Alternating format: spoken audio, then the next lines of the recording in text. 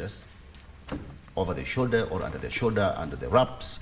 And the question is now, how will the two PhD holders turn around this country? I'm talking about President William Ruto, who is a doctor, and Professor Kithure Kindiki, who is now the deputy president. I don't know how this is going to pan out. I have an interesting show at exactly 7 a.m. because I want us to take a look at what is next after the ouster of Rigathi Gachagua, who is now former deputy president, and now how the whole thing is going to play out. More so in as far as the constitution is concerned, I want us to take a look at really how the constitution of Kenya 2010 has been tested through the impeachment. We've had several cases of deputies falling out with their bosses, etc., etc. But this was not something quite unique, because we've had that history since independence. Vivian, good morning. Good morning to you, Victor. Are you a PhD holder? Not yet. Just yet. Just yet. It will be interesting to call you. That will be the way to go now. Dr. Vivian. That sounds or really prof. Nice. That is enough motivation for me to go for my PhD. Professor Ndegwa. Yes. A very good morning to each and every one of you who is tuned in on the show. It is the very first Monday of November, and I hope that you have started it off well. And as always, we appreciate that you started it with us right here on Good Morning Kenya, and we have a lot in store for you. Victor has already mentioned some of the topics that he's going to be tackling today: matters politics, and we'll also be having transformative leaders and family check. And you know that students and pupils are home for their holidays. It's actually a really, really long holiday, and it is only right for us to try and speak about parenting. And our topic of conversation today on Family Check will be on parenting in modern day and its challenges. And we'll have a therapist and life coach in studio with us. Her name is Tracy. She will be taking us through that. And on transformative leaders, we'll be looking at finding the right hospitality personnel. What does it take to get the right hospitality personnel? Maybe what are some of the courses that you should go for in case you are at home or you're watching us right now, and that is a course or an industry that you would love to pursue. And we will have in studio Mr. Charles Gaku, who is the Managing Director, Air Travel and Related Studies Center. He will be here to talk to us about that. In the meantime, Marie, good morning. Well, a very good morning to you all joining us here in Nairobi and across the country. My name is Marie Iyambo, and as for me, I'll bring you up to speed with what is happening in as far as the news is concerned. And top on the news this morning, the Social Health Insurance Fund SHIF caters for all. That is what President William Ruto says. And Kenya Kwanza has huge trust deficit. That is according to opposition, that is Eugene Wamalwa. And the U.S. elections campaign in final stretch as Kamala Harris and Donald Trump intensify campaigns in swing vote areas ahead of Tuesday's U.S. election. So we'll be keeping you abreast of all that. And of course, in sport, is all clean podium finish for Kenya in the women's category of this year's New York Marathon. Sheila Chipkurui taking on, the title there in the New York Marathon. I'll be bringing you details of that later on in this particular bulletin, so stay with us if you can. So let's start off with SHIF, where President William Ruto says the new Social Health Insurance Fund SHIF will reach all Kenyans, including the unemployed. Responding to issues raised about the new healthcare insurance, the head of state defended the latest model, saying NHIF only helped the employed, that is. Kenyans have in the recent weeks raised concern about SHIF, with leaders criticizing it for allegedly causing more pain, especially for women seeking medical care. Giverson Minor begins our bulletin this morning. President William Ruto on Sunday joined faithful at African Divine Church at Nairobi Primary School grounds in Nairobi for Sunday service.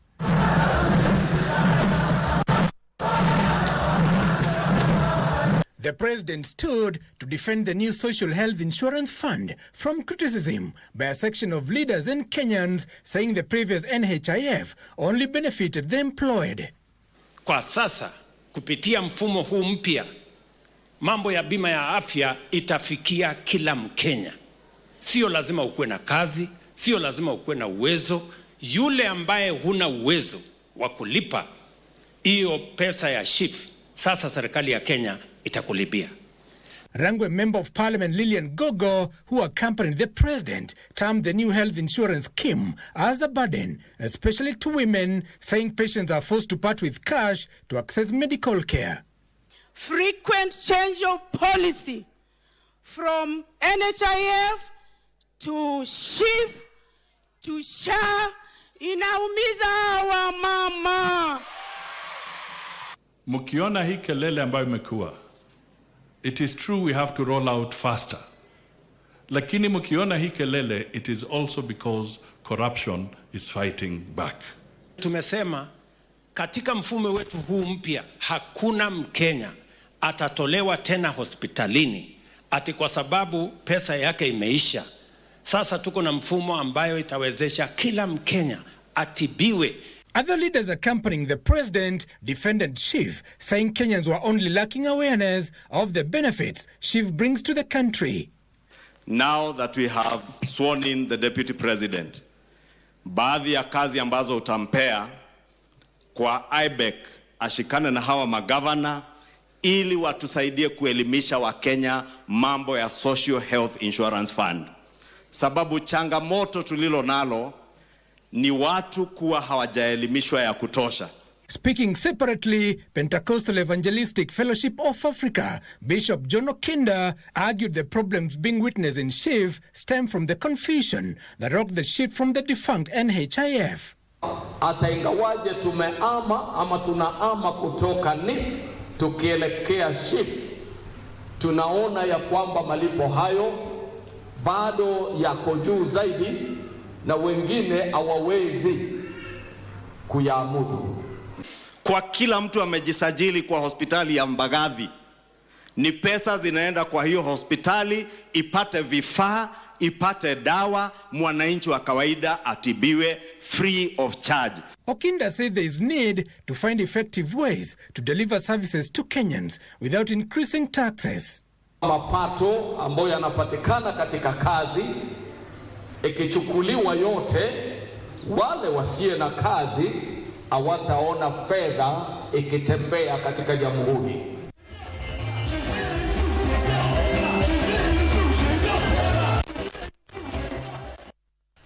To matters femicide now, where President William Ruto has challenged parents and guidance and society at large to play their role of imparting moral values while authorities handle crime as the country grapples with the unprecedented surge in female cases.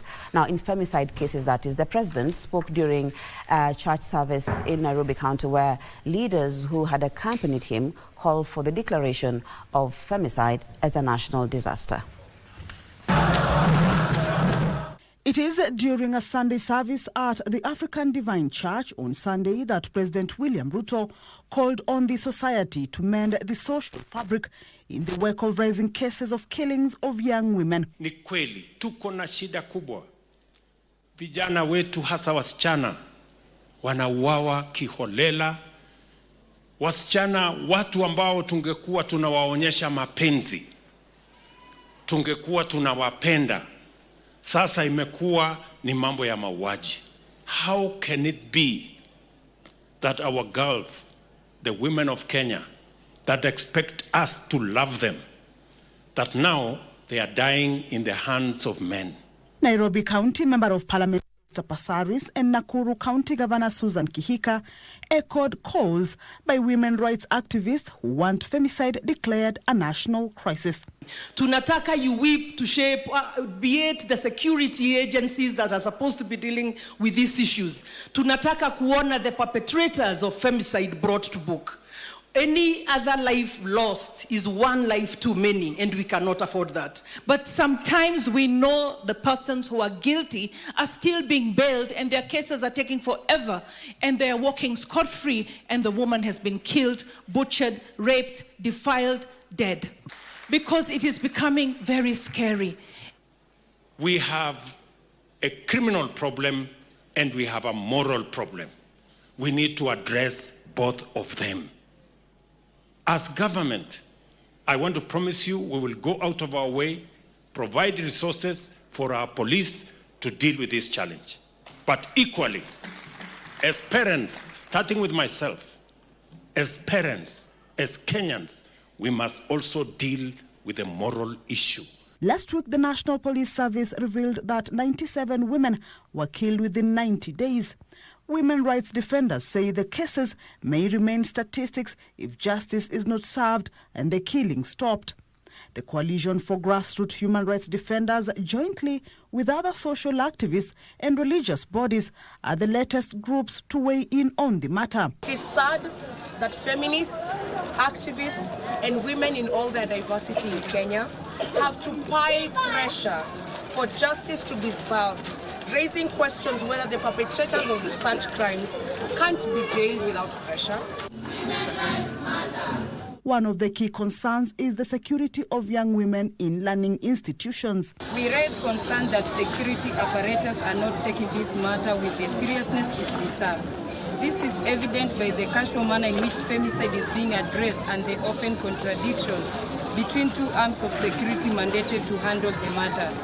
Moving forward from now on, we are going to occupy this country on a daily basis to ensure that government takes our lives seriously. Women and human rights activists plan to amplify sensitization in this month of November, which also has 16 days of activism against gender-based violence.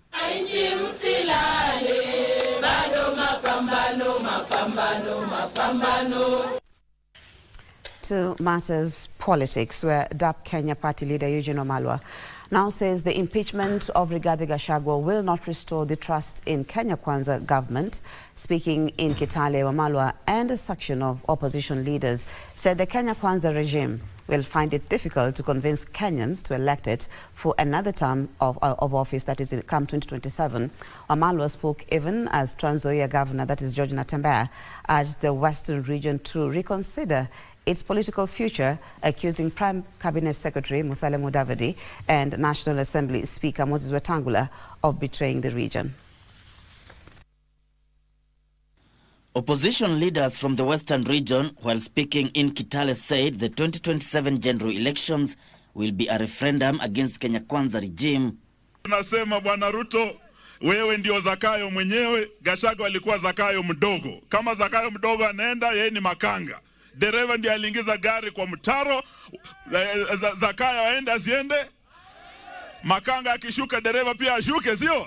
DAPK leader Eugene Wamalwa and Saboti MP Caleb Amisi said the removal of Rigathi Gachagua from office will not restore the confidence of Kenyans in the regime. Wakati umetoa Rigathi, umewachwa bila nguo. Anytime Ruto, you can go home. Anytime.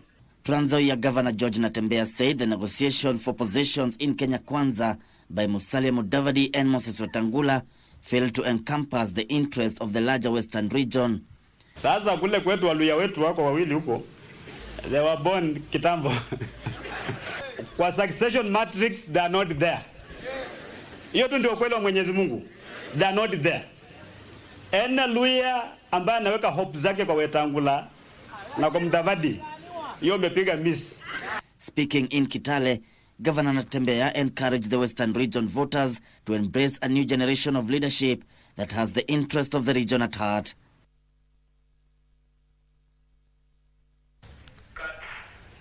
Kevin Washira reporting. To matters transport, where the Ministry of Roads and Transport is sourcing requisite funding for the extension of the 362-kilometer standard gauge railway line from Naivasha to Kisumu and an additional 100-kilometer to Naivasha. Transport Principal Secretary, that is Mohamed Dagar, says they are looking for affordable financing for the regional project. Dagar spoke as the ministry hosted a delegation from the Communist Party of China at the Nairobi SGR terminus for a tour of the facility. The delegation will be visiting other joint projects between the government of China and Kenya. We are still in the process of relooking at funding. We are sourcing funding from anywhere. We are looking for cheaper credit, what we can do. So that is where we are in terms of discussions to ensure that we secure the requisite funding, thereby enabling us to connect with Uganda, DRC, South Sudan, and Rwanda. To matters peace now, Loramoro area in Mukutani ward, that is in Baringo County, is a region currently enjoying peace and stability following a resolve by residents to end perennial conflict and promote harmonious living. And as Kasichana Masha now reports, while the residents enjoy the calm, access to government services is still a challenge. For 13 years, tens of lives were lost and hundreds of people were displaced among the Ilchamos and Pokot communities in Ngelecha location, Mukutani ward, Baringo County, following ethnic clashes. Now the conflict is in the past and the affected communities are forging ahead united. The benefits of harmonious living are now evident. An example is the Kiseri and Mukutani road, which was previously impassable because of the clashes, but is now being fully utilized. Kuna watu waliweza kupoteza mashamba yao kwa sababu pindi tu walipohama hakuna pale pengine wangepata shamba ya kulima. So hiyo muda yote watu wamekuwa wakiishi kwa mahangaiko. Wengine like mwezi uliopita kuna baadhi ya watu wenye wametoka eneo hili waliohamia eneo la Mochongoi waliweza kukamatwa kwa sababu ya kuishi kwenye msitu ya serikali. Hakuna mtu alikuwa anafikiria kuna hiyo confidence. Unajua watu wanaongeanga amani, watu wachache wanapelekwa Marigat, wanapelekwa Kabarnet, wanapelekwa Kenya kufunzwa mambo na amani. Lakini watu hawakuwa yaamini raia wenyewe wanaweza toka tu nowhere wakae chini ama wapigane simu na waseme imefika ni amani na wakuje. The two communities are also collaborating in projects aimed at boosting school enrollment, and so far 2 kindergarten classrooms have been constructed. Nataka nishukuru wa Pokot wa Laramoru wamepokea. Saa hii ninapoongea wamepokea nyumba households 14. Na mtu kupokea unapokea jamii mzima na watoto, baba, wasasi na mali yao ikiwa ng'ombe ama mbuzi unapokea kwa boma yako. Na kwa sababu amani ndio saa hii harakati sasa tumeamua kuja kutoa nyasi, tumeenda paka para. Tumemaliza ile lwa yote. Huko hakuna nyasi. Hakuna. Lakini saa hii tutaenda paka Mkutani kwa miguu kutoa nyasi. Tutatengeneza manyumba. And while peace reigns and residents go about their daily routines, there's still one hurdle to jump. Baringo South Member of Parliament Charles Kamuren emphasizes the importance of cooperation between various levels of government to strengthen security and development. Wanataka mabarabara yao ifunguliwe, wanataka hospitali, wanataka hata ofisi ya chief ichengwe hapa. Wanataka sasa mambo ya irrigation kwa sababu wanaye mto hapa ambaye wanaweza fanya irrigation. Wanataka vile vile wasaidiwe kwa mambo mengine kama employment ya watoto na kazi shughuli zingine zote ambaye inatakikana. Hata wametoa sanda mahali pa kuweka sanda yao. Na wamesema wale wanataka kujenga sanda kujeni sehemu hii. Loramoro area demonstrates that despite many challenges, communities can work together to build a better future for themselves and future generations.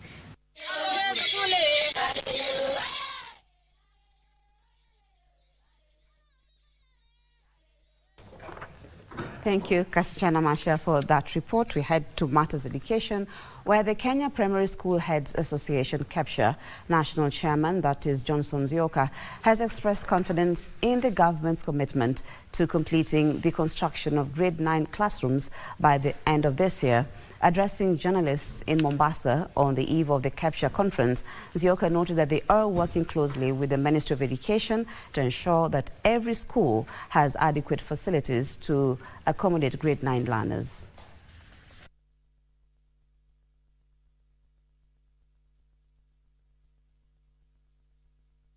Quite a number of classrooms under construction right now, and that has been done as phase 1 and phase 2. There is phase 3 to be done, and we are sure by the end of December every school will have space for grade 9. So we want to assure everybody that there will be 100% transition from grade 9 or from grade 8 to grade 9 come January 2025. We are looking forward to enough teachers. We do not want January to come and we are talking about shortage of the teachers or teachers to teach grade 9. The posting should be done within this holiday.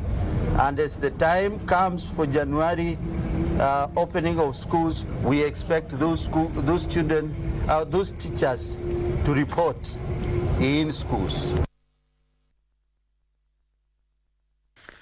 Moving on, the government has been challenged to step up efforts in reviving cultures that are on the verge of extinction to promote the country's rich heritage. Meanwhile, members of the savings and credit cooperative societies have been encouraged to continue remitting funds and embrace a culture of proper financial planning and investment amid the high cost of living. Details coming up in our County News Roundup. While receiving the first Marakwet traditional houses at the Bomas of Kenya in Nairobi, the Marakwet community highlighted the need to protect the country's diverse ethnic traditions, adding that the traditional houses will play a great role in preserving the community's traditions and diversify the cultural experiences offered to visitors. We have children who don't know how our fathers or grandfathers used to live, so we want them to see and also picture the kind of life that was here before then. And some of them are in school, some of them were born in urban centers, some of them are away from Marakwet now because of constant migration of people. So they want them to know how we used to live. Marakwet is coming from a place where we have the banditry going on with the Pokots, and so we are bringing in all the communities. Even the Pokots are going to be part of it so that we address the issues with peace. Elsewhere, members of savings and credit cooperative societies have been encouraged to adopt sound financial planning and investment decisions to cushion them against inflation. Brenda Odera, a cooperatives officer, made the remarks at Mtangazaji Sako's Education Day. To better understand our planning as the members of the society in terms of savings, in terms of borrowing, and in terms of future plans for us as the members of the cooperative. And also the issues of governance with the policies that govern us as a cooperative and the rules, we should be able to put them into place such that we are a cooperative that is compliant and we are a society that is sustainable. In Nairobi, the county government is drafting a food safety policy to ensure safety standards in supply, processing and distribution of food. Putting the rationale behind the importance of food safety in our lives, both at home, at the different markets, at the different stores, and at the different shops that we purchase our food from. Finally, Homa Bay County government has launched a new approach to tackle the high maternal mortality rates in the county. The County Health Chief Officer Dr. Kevin Osuri says the approach involves a comprehensive review and control of the causes behind prenatal deaths. We continue to look to new ways of improving the healthcare space, both in the practice of medicine and in the practice of public health, as it were, just to ensure that we have a holistic approach in how we manage the affairs of health in Homa Bay County.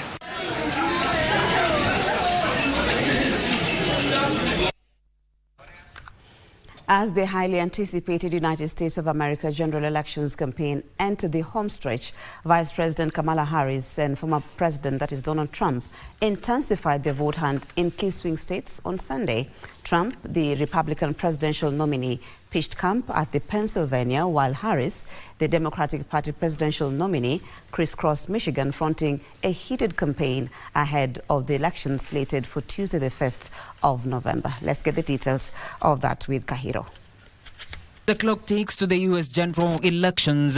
Vice President and the Democratic Party presidential candidate Kamala Harris and former President Donald Trump are making intense last-minute appeals in crucial swing states of America. On Sunday, Trump held campaign events in Pennsylvania, emphasizing the importance of reclaiming blue-collar voters who supported him in 2016 but flipped to Biden in 2020. The former president promised to revitalize the economy and push back against what he called extreme leftist policies. This as Harris focused in Michigan, criticizing Trump's leadership, especially his perceived alignment with authoritarian figures. He simply does not respect the freedom of women or the intelligence of women to know what's in their own best interest and make decisions accordingly. But we trust women. We trust women. The campaign dynamics are at high stakes as wins in these battlegrounds are seen as critical in securing the presidency on Tuesday. The only way to stop the lies is to swamp them with our votes. We're going to swamp them. Kamala has no vision, no ideas. She has no solutions whatsoever. All she can do is talk about Donald Trump. On Monday, the eve of the election, Trump will hit the state capital of Raleigh, North Carolina, while Kamala is expected to end his streak of campaigns in Pennsylvania and Rust Belt states. But we like hard work. Hard work is good work. Hard work is joyful work. And make no mistake, we will win.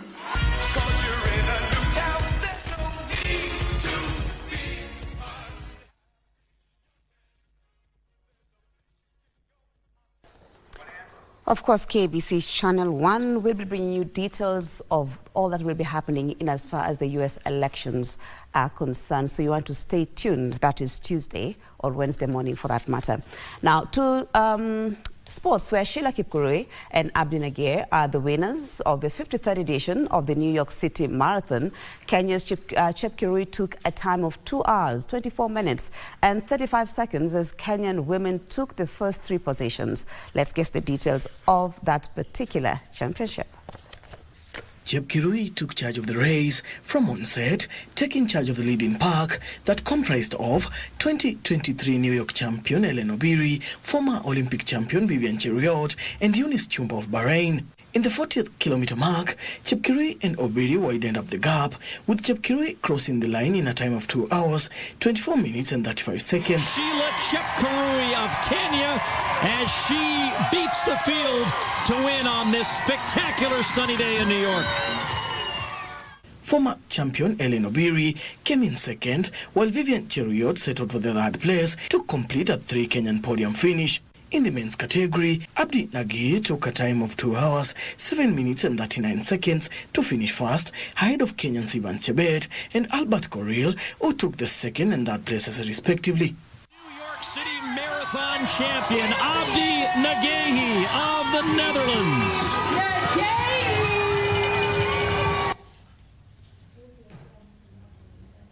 Dan Wenda with that report.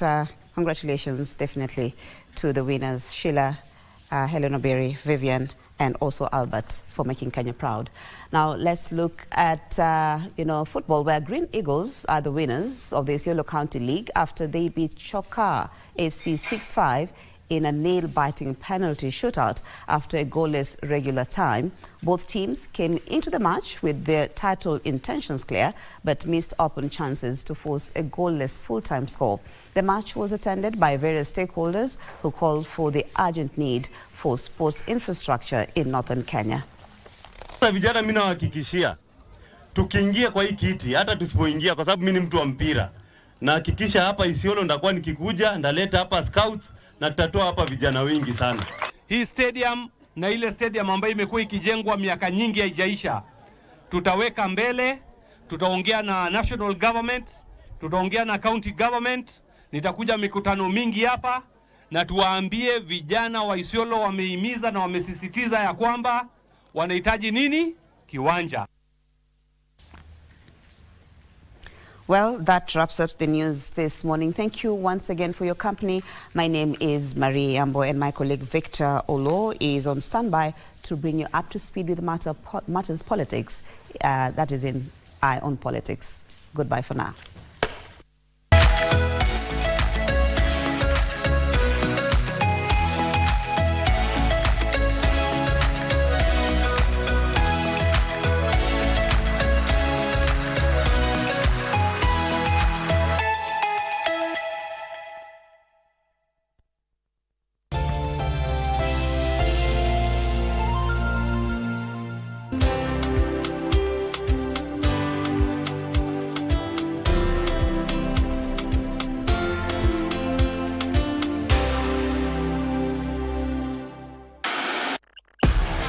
On KBC Channel 1, we are a TV station like no other. Get a taste of the best in entertainment. Yes, indeed. Feel the passion. Will you promise me? I swear that you will never lose me. I can't get married to you. I'm sure you knew about it. That's why you're making fun of me. Experience the drama. Get out. Who is the man in this one? And the laughter. Hii wigi umevaa kichwani. Hii wakati tulikuwa tunaapishwa tunapewa mheshimiwa.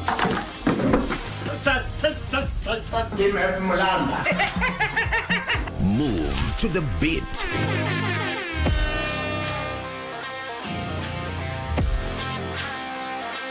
We are live from Broadcasting House. And get informed on the latest happenings. KBC Channel 1. Wow. Wow. Yeah! We are the full package. Oh, yes. And Kenya's watching. Thank you very much for joining us.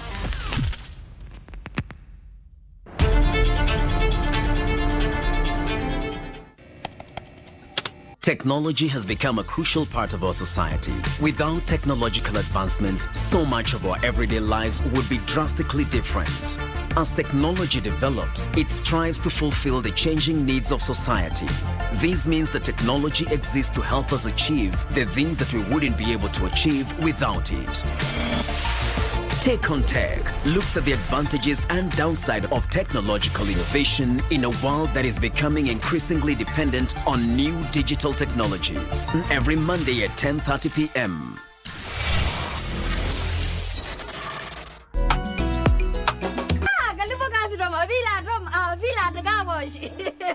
Yo, unaona sasa hiyo ng'ombe uko nayo ndio nataka nitoe kabisa.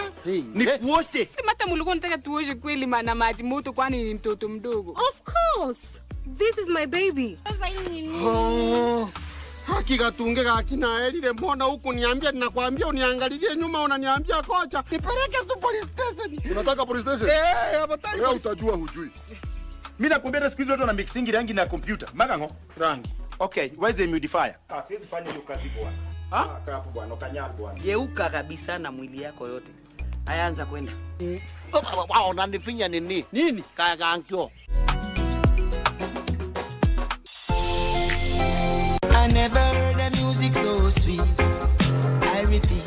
Well, go on, me brethren, big things are going. Remember, each and every Monday we have to shell down the place with nothing but the best of smooth way the vibes in your favorite station. You know these things. Alafu kila Tuesday, kata simu tupo side, giving you Kenyan music from the 254. And of course, you can spice up your Wednesday by enjoying blazing hot hip-hop and R&B jams. We don't got no label. She say she want bottles. Vibes and vibes as we go all across Africa, Kenya, Nigeria, Ghana, all the way to Tanzania to give you nothing but the best on Afro Thursday. Make sure you make a date with us each and every single Friday with me, DJ_Liza Diva, DJ Colda, and me, Wanjiko. This is Club One Extra. Unanifanya nisikie kunyongwa. Hadija ai, mani especially ukisonga. Fala, we are tired of this one major problems after another. If you don't have solution, don't raise problems, okay? Solution to what, warrior? What are the solution without a problem? I don't know. What are they? No problem, of course. Come in. He has just said that he comes from Nairobi, Kenya. And then how is he a Jamaican again? Okay, maybe he's an Jamaican who is visiting Kenya. Ninakwambia leo tunaenda kutengeneza pesa na tugawane hiyo pesa pia. Tunakuaga na tabia ya kunitoka pesa kila wakati wewe. Lasta. Uchaijua hizi haso zetu zinakuaga na expenses. Are you now saying that we are girls? Including you? Of course. God power all the way. Omera, opportunity comes one Nyathiwa. I, Topilas Atito, will be running for MCA of Sawati 1.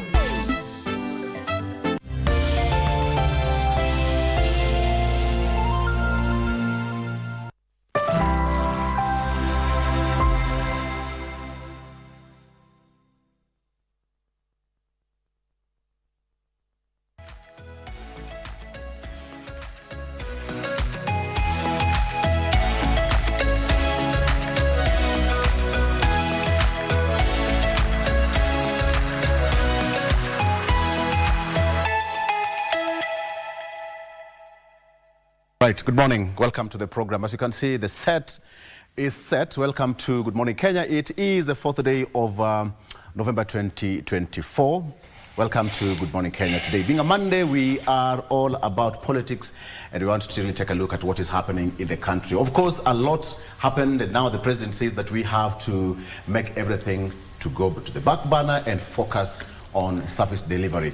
I have my guests, 4 gentlemen who are always here with me whenever I call them, and there's a reason why I opted to have them, because almost all their predictions hit the bullseye. I don't know whether you're all, how do you call them? The fortune tellers. How do you call them? Octopus. Is it the octopus or what? The wise men. The wise men. Yeah. So you're all 4 wise men. There's a reason to that. Let me start with you. Kevin Osidu, who is Executive Director of the County Governor's Watch, joined me on set. Kevin, good morning. Good morning. You've been so silent. I don't know what you've been up to. I have been hoping that once we have a new deputy president, then monies would go to the counties. So I've been trying to push for where these monies are. And unfortunately, the reality is that even with the new deputy president, who is the chair of IBEC, yes, the counties will have to wait a little bit longer. You are so ambitious because the gentleman was just inaugurated just 2 days ago.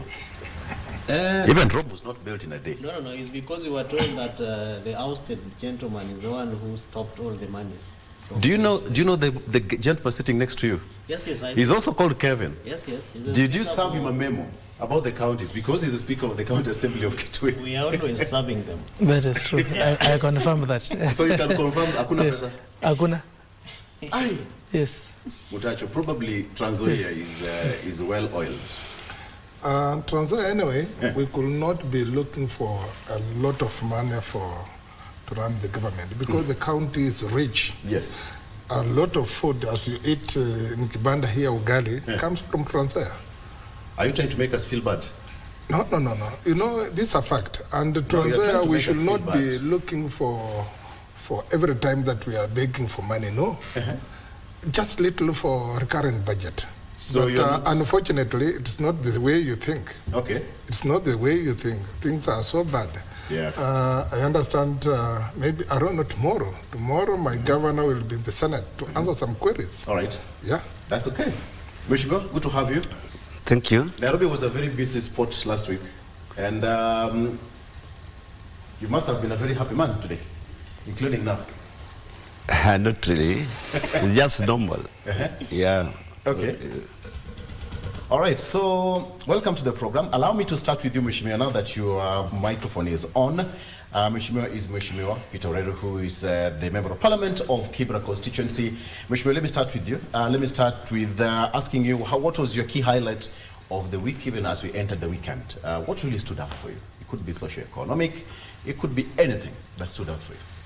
Go ahead. No, I think it was just political. Our country was in a state of despair. Yes. We did not have a deputy president for most part of the week. We had a deputy president designate.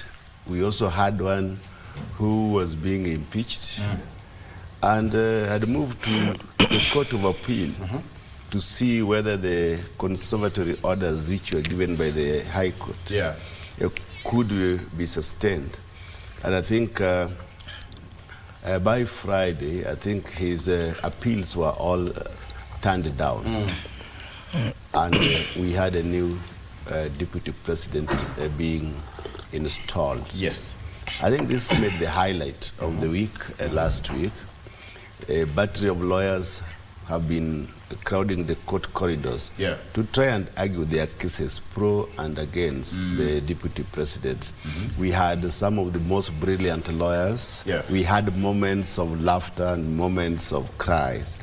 And I think we were treated to high legal opinions in this country. And when you look at Articles 144, 45, up to 150, on the appointment nomination of the deputy president and how he could be removed from the office, and why he can be removed from the office, the criteria and reasons that are used to remove both the president and the deputy president from the office. I think it was a test of the constitution, of 2010 constitution in this country. Some of those articles have never been used since independence. We have 2010 constitution, we have not actually used certain clauses. And it shows also that our democracy is maturing. Yes. Because even during this period of time, the country was calm. It was a test of democracy.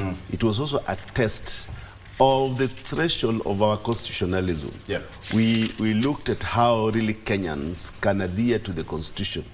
But most importantly, it was a test of separation of powers.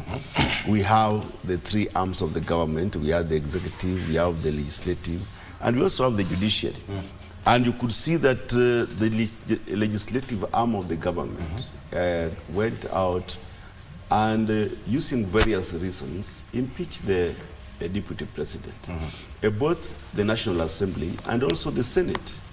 But from there, now the judiciary were also put on the spotlight. We had 3 bench judges, of which initially the former deputy president, through the lawyers led by Paul Kibuge Muite, is one of the most respected lawyers. When I was growing up, I remember Muite was one of the most respected lawyers. And John Amelia, who I still appreciate his contribution towards the bringing up of and creating democratic space in this country, the early 90s and the late 80s. So these were some of the best brains that we had. And I think at the end of it all, the Kenyans were given maybe what they deserved or not. It depends also where you come from, and also it depends on the lawyers.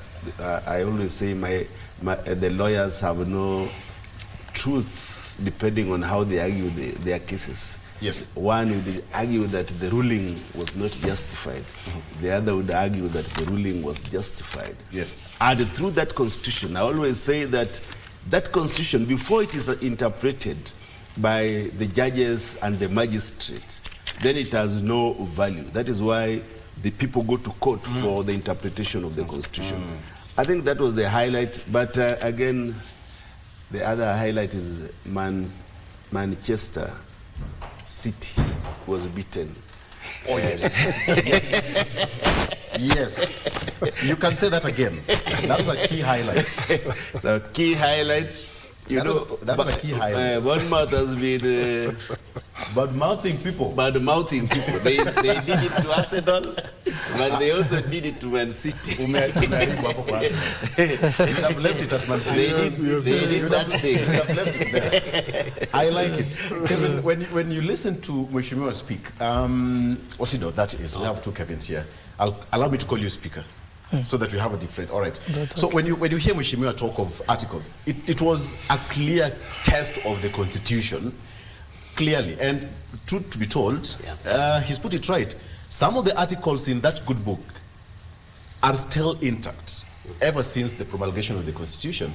But perhaps let me start with you. Your key highlight, since we last met on set here, what have you picked as we move to this particular day? So my highlight for the week is Botswana. You're right.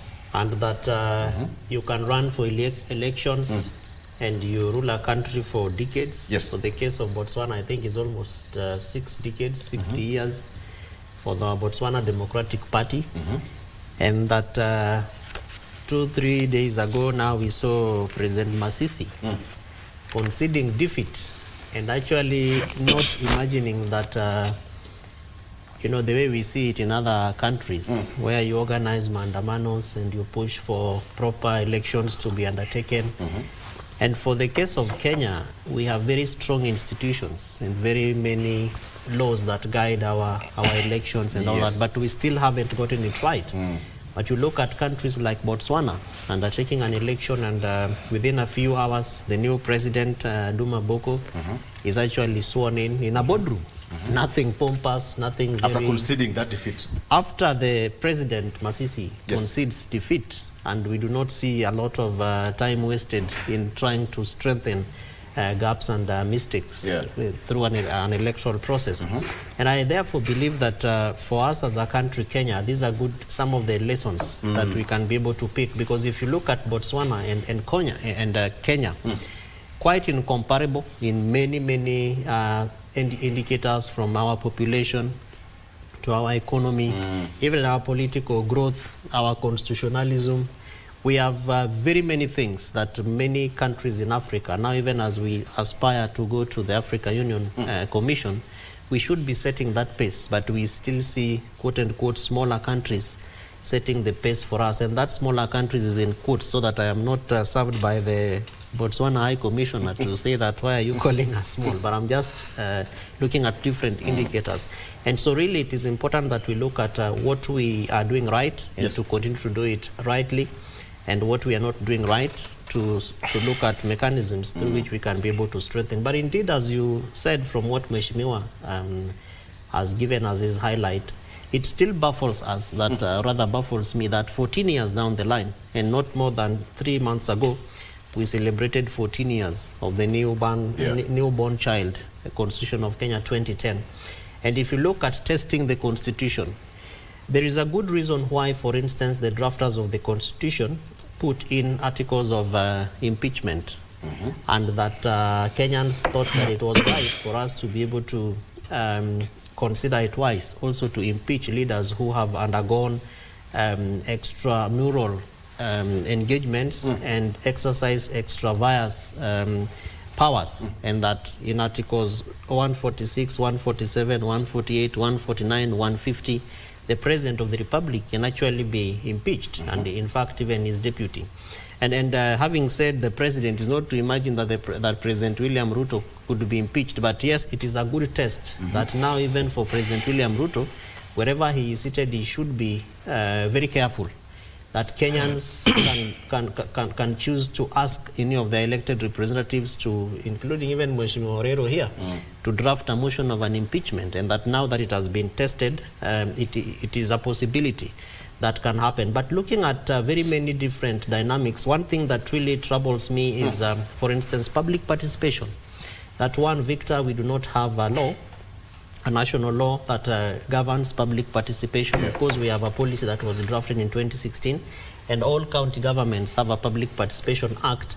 But you look at the manner in which at the national level, and even at the county level, public participation is not given that very strong willed desire to give the citizens a voice. And so at the level of impeachment of the deputy president, we saw the citizens being asked to make comments and being asked to share their views. And so you ask yourself, at what point do we begin to think through strengthening public participation on such important concerns? And in the manner in which we saw the conversations both at the National Assembly and even at the Senate, at the High Court, I was left wondering, does public participation in this country really matter?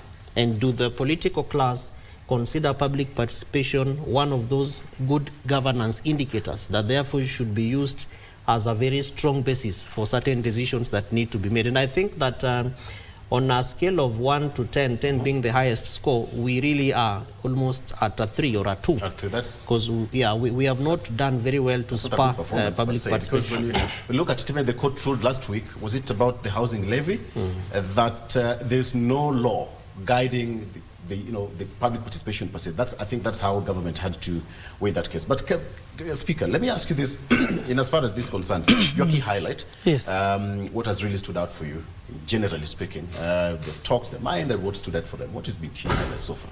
Thank you very much, Victor, and honorable colleagues who have joined me this morning. I think I want to share the key highlights which Honorable Orero shared, because being a politician, of course, all of us who are concerned with what was happening on the removal of the deputy president. And we saw so many things happening, right from when the motion was moved with the MP for Kibwezi West, Honorable Mange Mutuse, at the National Assembly, and how it was voted upon, how it went to the Senate, and whatever happened there.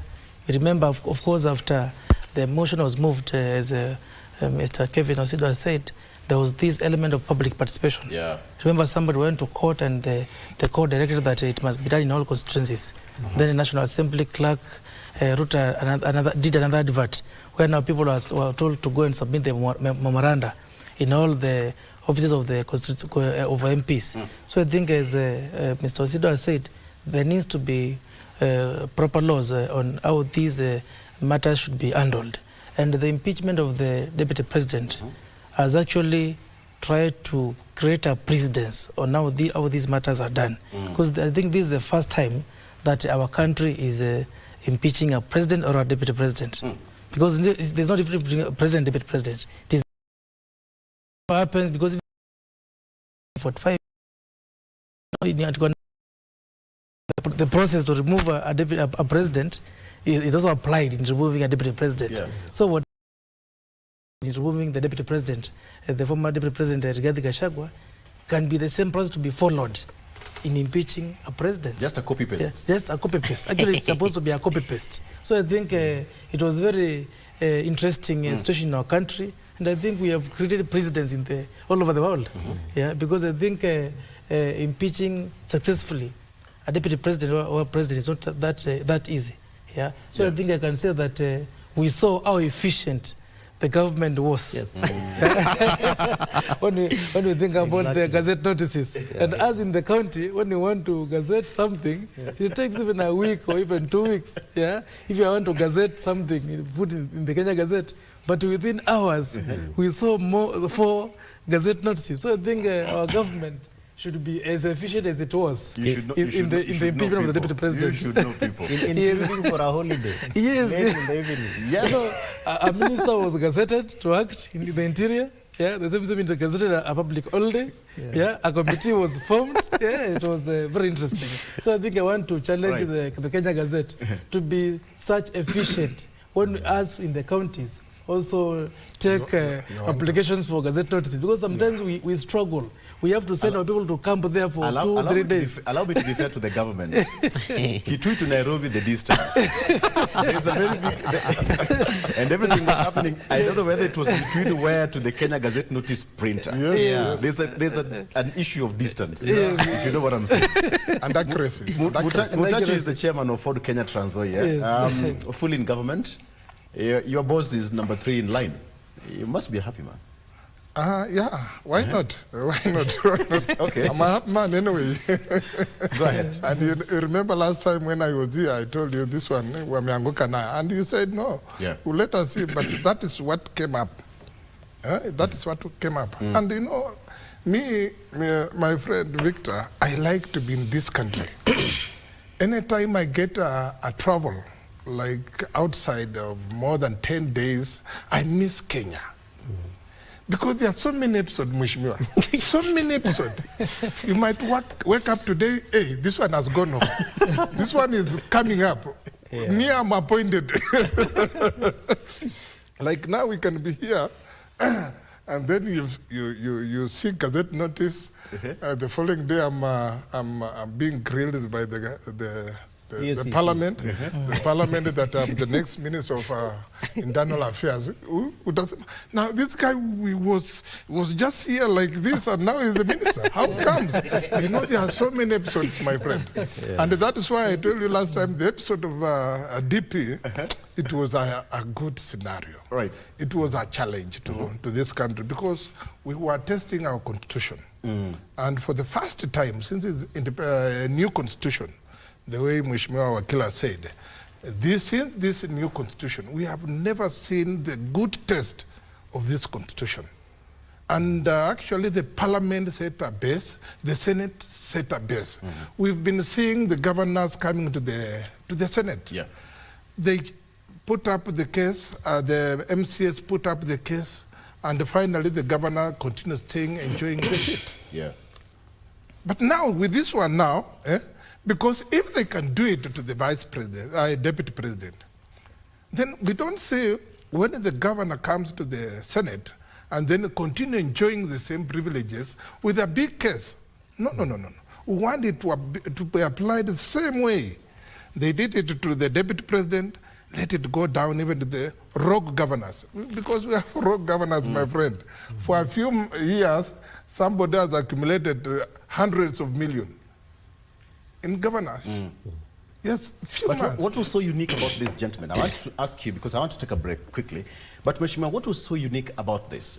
He's talked about, of course, we've seen how many governors have appeared before the Senate, before Parliament, and etc. Some of them have gone to court. A clear example is the case of Governor Wambora, who served 10 years. court injunction after court injunction, one after the other. We also have Governor Kawira Mwangaza, also court injunction. But why was this not applied to the deputy president? I mean, I think it will be the height of political naivety to compare the two cases.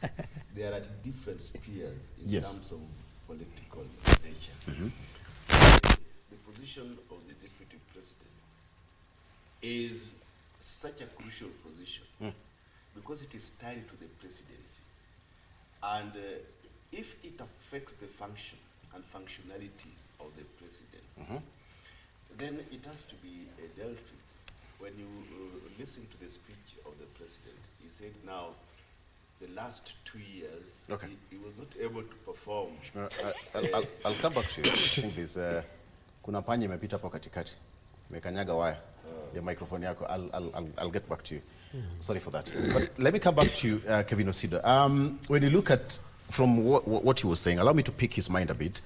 The aspect of court injunctions, and I will also come back to later on that, because there's a court case which is still active at the Court of Appeal about the deputy president, the ex-deputy president. I think that is former Rigathi Gachagua, how it's inconsequential or whatever it will be. But look at it this way. We look at a scenario where that good book is being tested. Mwananchi is looking at how the court is handling the matter, the executive is handling the matter, and even the legislature is handling the matter. But now, Wanjiku is waiting for the feedback. What did you think that Wanjiku played in the role of impeaching the deputy president? You see, Victor, the role of Wanjiku Otieno, Kwamboka and others in this particular process, let me say, is very limited, and is only limited up to the point at which the public participation process is being done. Yes. And at the public participation, you expect that people will come out to speak out their views. People will write petitions, memoranda, and that is purely where it ends. Yes. Because if you look at the process of impeachment of a president or a deputy president, it really has got to do with just one place, that is the legislature, and that is the National Assembly and the Senate. And really the focus is right at the National Assembly, because that is where the motion is moved after having been drafted. That is where the vote on impeachment is carried, because really at the Senate there is no vote. They only vote to either approve or disapprove, and that is partly what we have seen happening with most governors. So at the point at which we are talking about the common citizen, the person who woke up early in the morning to vote or not to vote for the deputy president, at the point of this impeachment, your powers, your imagination is very limited. In fact, you can say so many things that will not even carry the day at the National Assembly. And the second to that is that the Constitution of Kenya envisions that in Article 50, that there would be mechanisms to exercise fair hearing. And I think that is also one of those places for the common citizen, as you call him or her, Wanjiku, because now you can begin to ask yourself, how important is it for somebody who says that I have fallen ill, I'm not able to appear before the Senate, and therefore I am asking for more time to go and seek medical attention, and then I can come back. And I'm sure that in many platforms where I either spoke or attended, people were asking, but how cruel are these senators that a gentleman is saying, I am sick, and the lawyers and Mheshimiwa Orero spoke about senior counsel Paul Mwite, and he's there and he's being asked, so where is he? And he's saying, I can't trace my client. I don't know. So to the citizen, you could be asking yourself, how about if it were you? And I agree with Mheshimiwa that the threshold of impeachment of a deputy president and that of a governor or any other person are totally different, but they are only different politically speaking. Okay. But when it comes to legal threshold and constitutional mechanisms to strengthen or to uphold the Constitution, Article 50 applies to everyone, whether you are a president, a deputy president, or even a governor or an MCA, but particularly because it's the governor and the president and his or her deputy who can be impeached, then the same article applies at that level. But then many lessons that we can be able to learn, especially where the voice of the citizen is required. Can we take a break? Sure. Let's take a break, and we come back. We still have much more to talk about, including what about the three arms of government? How did they work? You know, they've talked about the efficiency. That is the speaker saying that there's a lot of efficiency in government. I don't know how that efficient was. And the history of the fallout between the president and their deputies since 1963 to date. And by the way, what's next for this country? We have got 2 PhD holders leading us. We are a happy lot. All right, let's take a round. We'll be right back with more. Stay with us. Is leadership about PhD?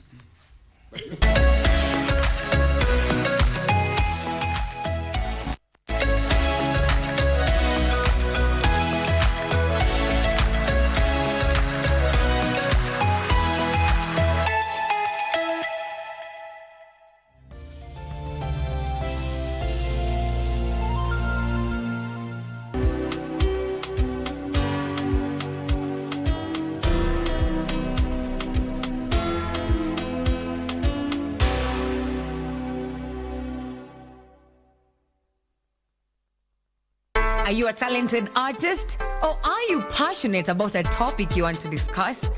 But money can be very hard to find for an upcoming artist. Don't worry, Studio Mashinani has got your back. Sign up on ajira.co.ke to book a session with our music and video producers across the country. Work on your music, jingles, spoken words, and even podcasts to realize your dream. All for free. Studio Mashinani, Radani Talent.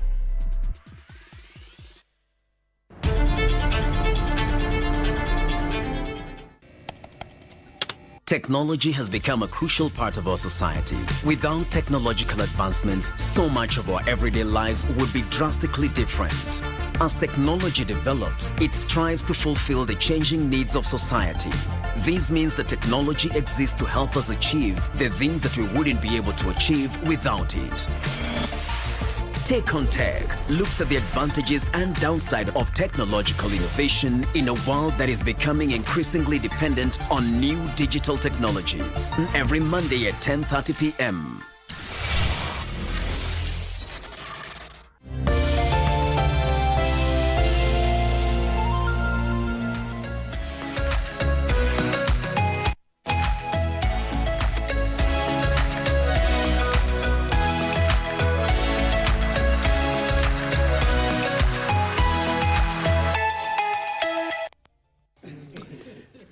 All right, welcome back. So let me take you through the front page of the local dailies in 1 minute, starting with the front page of the Star newspaper. Cash-strapped farms milking taxpayers dry. That is what's on the front page of the Star newspaper. Cash-strapped farms milking taxpayers dry. At least 8 parastatals have been declared insolvent by the Auditor General. Not here. We are not there. Yes. At least 8 parastatals have been declared insolvent by the Auditor General. And then on the front page again we have got, that is the President William Ruto and Governor Sakaja yesterday at a church function where the President urged leaders to put politics in the back burner and now serve the people. Very quickly, on the front page of the Standard newspaper, insecurity storm. That is what's on the front page, insecurity storm. Kenya's human rights record faces intense security as both citizens and international allies sound alarms over a surge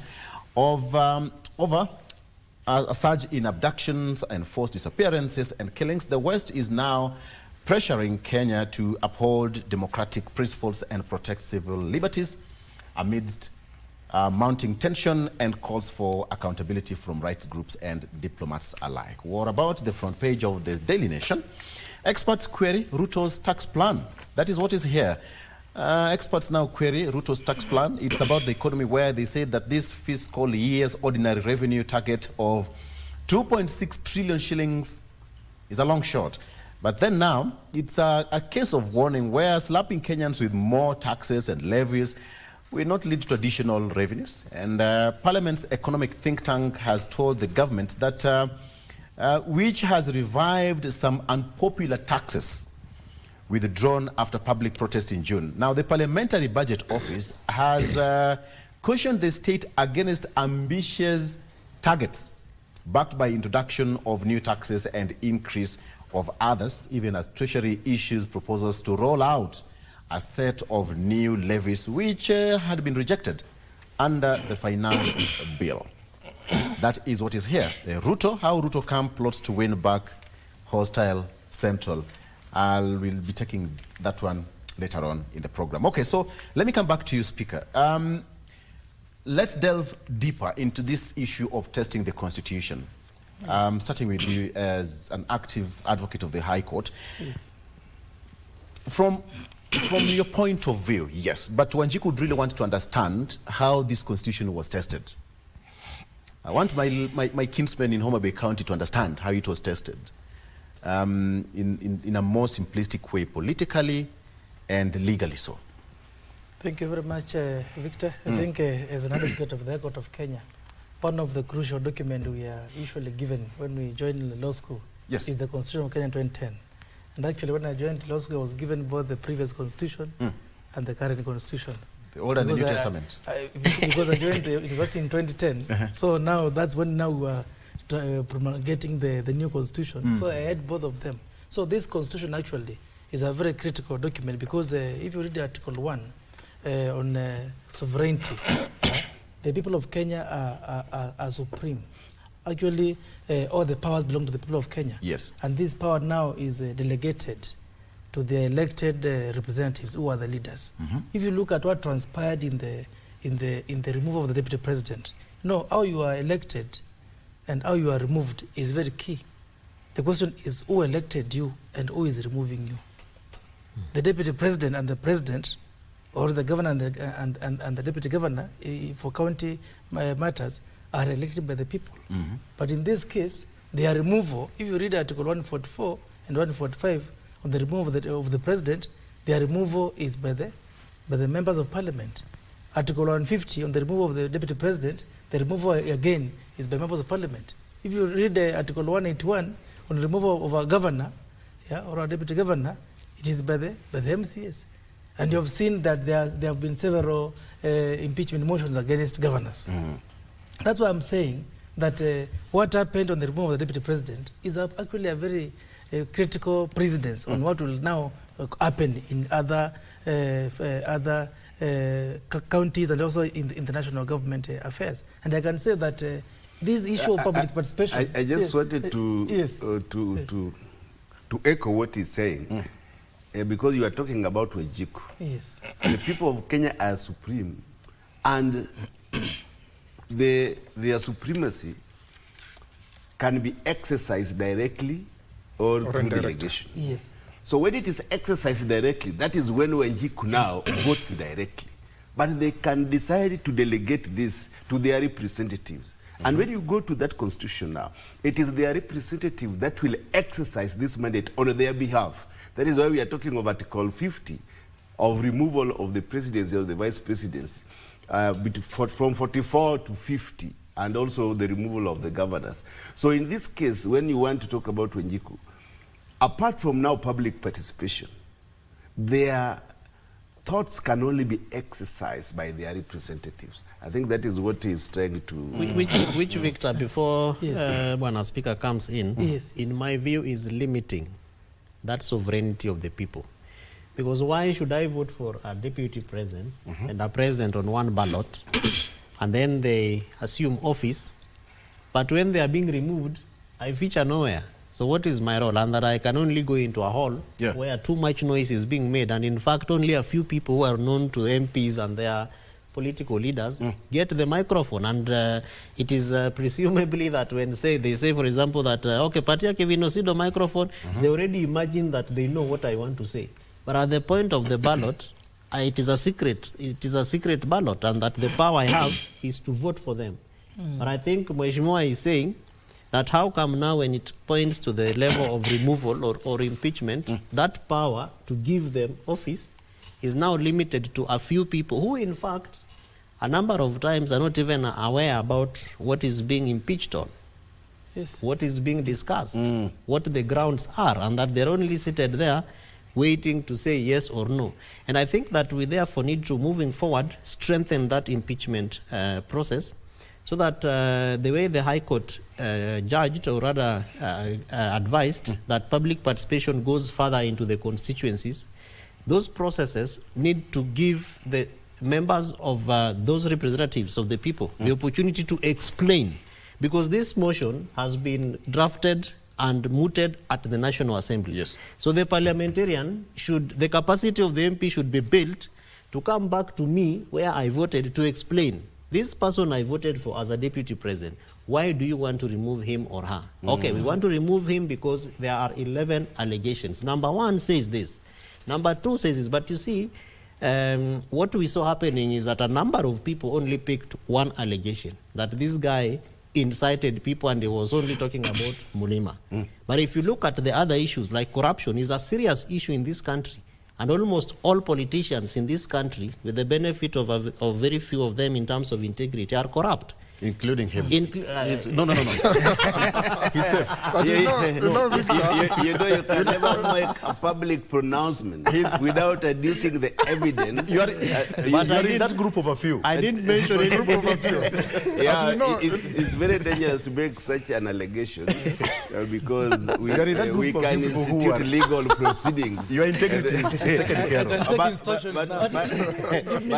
what I want to say, I think, is what is insinuating is covered within the Constitution. This public participation is an alien phenomenon within our Constitution. It is so alien that our country has not adapted to the public participation. And when we look at the drafters of the Constitution, they abhorred a space of governance. That is why they gave time limits, that when a vacancy or when there is an impeachment, within 14 days, the president has the authority to appoint a deputy president. And after the impeachment, the National Assembly the speaker has only 2 days to forward to the Senate. And during this time, again, we are given just 60 days during that we can have all these processes to be done. So the drafters of the Constitution look at the time frame. And as much as you'd want to blame the National Assembly, we are working within the process and the confines of the Constitution. But within 14 days. We didn't even clock 60 days. But you know the Constitution says within. Within can be even half a day, depending on the state or within this duration. Or 1 hour. Or 1 hour. Yeah. Okay. But you know, the Constitution is okay. To me, I support you, Mheshimiwa, because this Constitution, the drafters were very keen. They could not give leeway for the president, like during Moi's time. You remember, he stayed almost 16 months without vice president.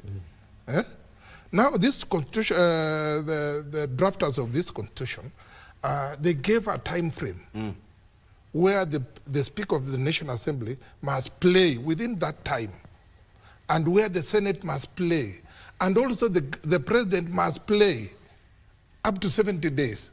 So they gave you 60 days. Yes. They gave you that good time for you to play within. If there is anything wrong, something coming up like court cases, you saw last time the former DP filed almost 28 petitions in the court. Yeah. Can you roll out all those 28 days within 60 days in a normal circumstance? No. So the drafters, to me, they are okay. Within this time, we should be finishing this because we are looking to do some other things. Yeah. So, Mr. Law, me, I agree. And the power is vested to Mwananchi. Mwananchi can generate this motion to impeach the president, to impeach anybody. No. Yes? He's only a member of the National Assembly. No. The Mwananchi can collect signatures in the Constitution. When we look at our Constitution, they have a place where the citizens within a constituency can start a process. It is called recalling. But not for the president. Not for the president can only be impeached by the members of parliament through a substantive motion that is placed in the August House. But for the MP, we have clauses where a third of the total voters within a constituency. But the emphasis is that it must be spread out so that in all the wards that almost evenly spread out so that we can rule out the element of vendetta and inclination on your opponents. But the constitution is very clear that the members of the public have this supreme authority over their representatives, that in case that they don't perform according to their what they require, they can be recalled. Yes, but I can also finish my thoughts, and thank you, colleagues, for adding voice to my comments.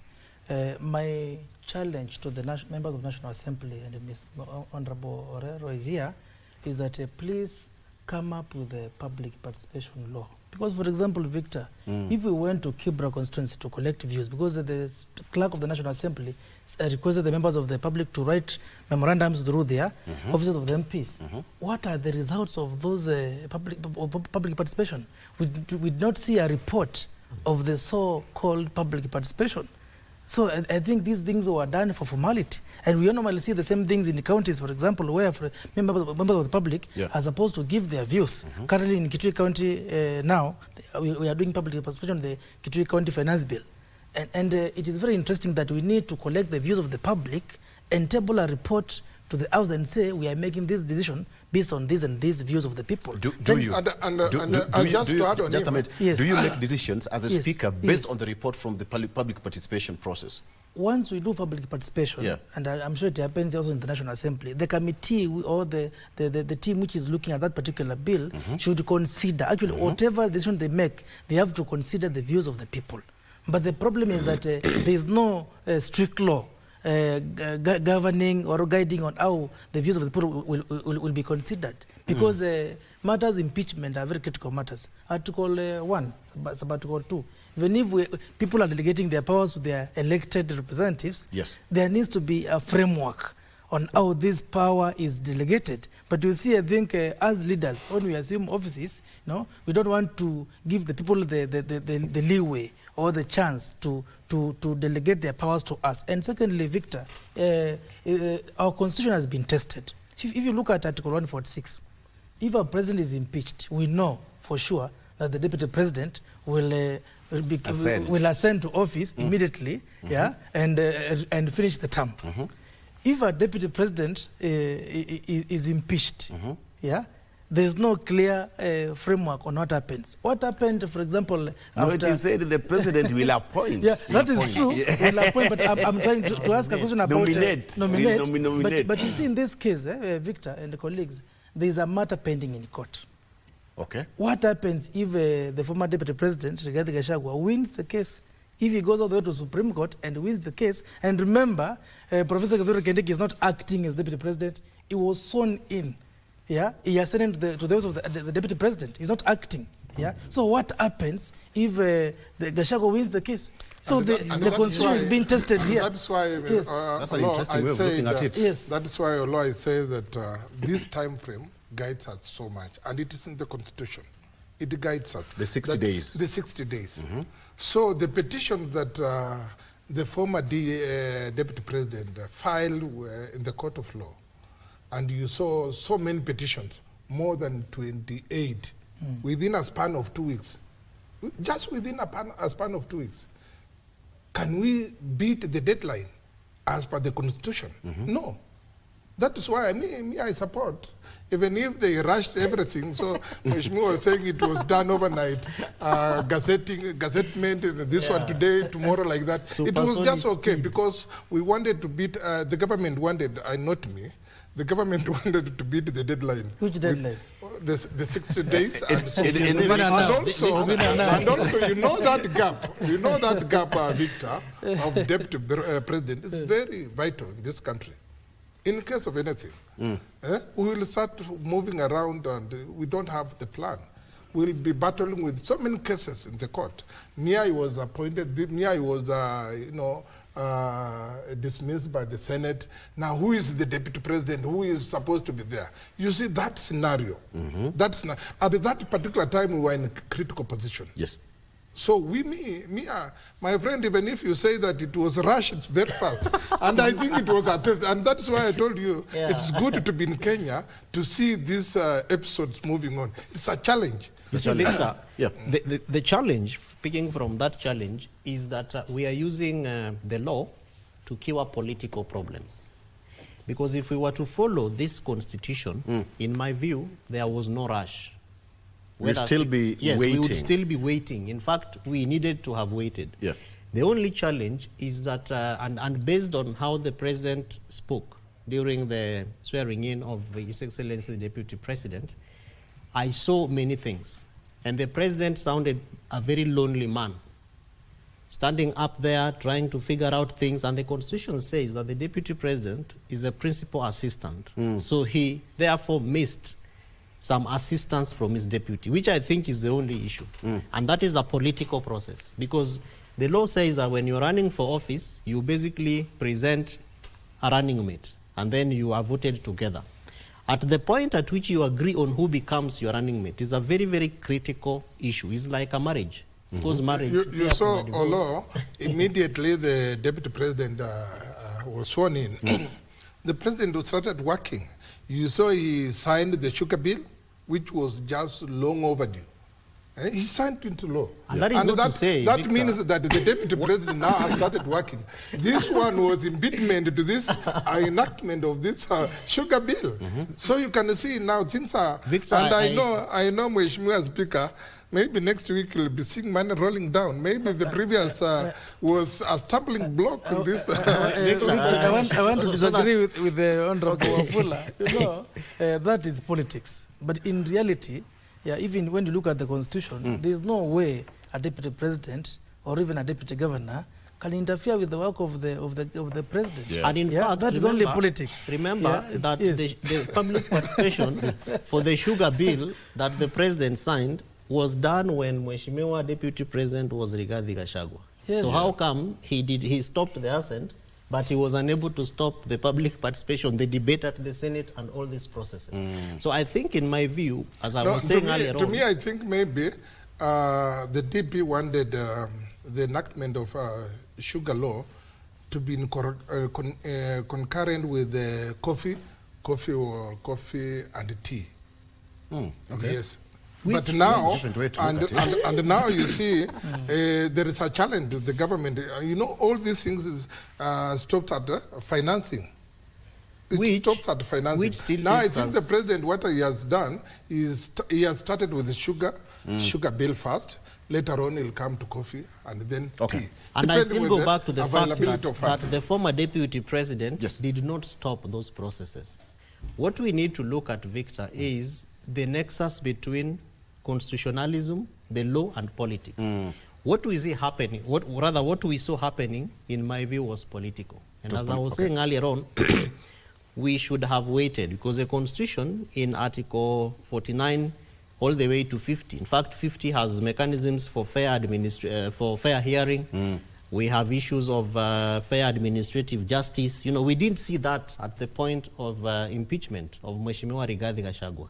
A lot of this was political, and having the desire that we have provisions in the Constitution, so we twist them to feed into our political interests. And in fact, moving forward, even to the level of the Senate, the Supreme Court, I was quite perplexed and perturbed that, for instance, the Chief Justice appeared at the inauguration ceremony of the Deputy President. In my view, I would have advised that she needed to exercise restraint, because there is anticipation that this matter will actually lead, or rather proceed, to the Supreme Court.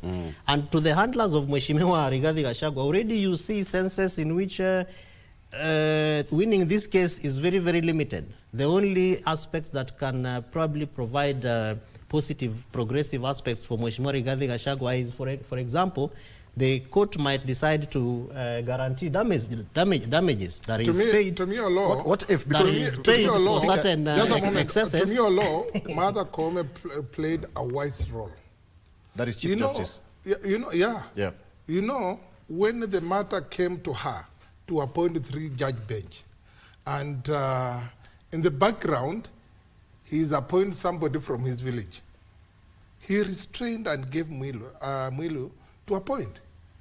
It became a topic of contentious in the court of law. Yeah, during the preliminaries. Yes, yeah. In the court of law. It took time to ventilate that. Okay. But finally, the ruling was the deputy chief justice was properly guided by law to appoint the bench. Now, for her to come in, it was just, my friend, it's just okay, because she is the chief justice. It's not just okay. Remember, we are setting precedents. The law actually provides. Undertaking jurisprudence of this country. But the law actually provides that in the absence of the chief justice, the deputy could actually work. But not on that particular issue, Victor. Because if you look at which powers, issue, swearing in or? No. Recusal and of course appointment of judges is the sole responsibility of the Chief Justice, as per I think the law. we are getting out of... You see, there was a judgment on that. He's trying to resurrect a dead case which had been buried, and a judgment pronounced in the High Court. So I don't know whether you are appealing on that judgment to the Kenyans. We are growing the constitution. You see, these lawyers, yes, they are neither right nor wrong, depending on how they bring their arguments. And when he's saying that it was not right, the panel was not properly constituted, yet this case was argued by the opposite lawyers for former DP and also for the Senate. And a judgment was delivered that it was properly constituted. Yeah. So that is why we are saying it is a case that he cannot resurrect unless he goes to appeal. That judgment That's a dead case. Yeah, so it's a matter under appeal. We have a precedent now. Because without that judgment, then we would not be having a deputy president currently. But the 60 days would still be alive. Would still be rolling. It could be rolling. You know, Mheshimiwa here and Honorable Wafula, we know they are he's in Kenya Kwanza, he's in ODM. No.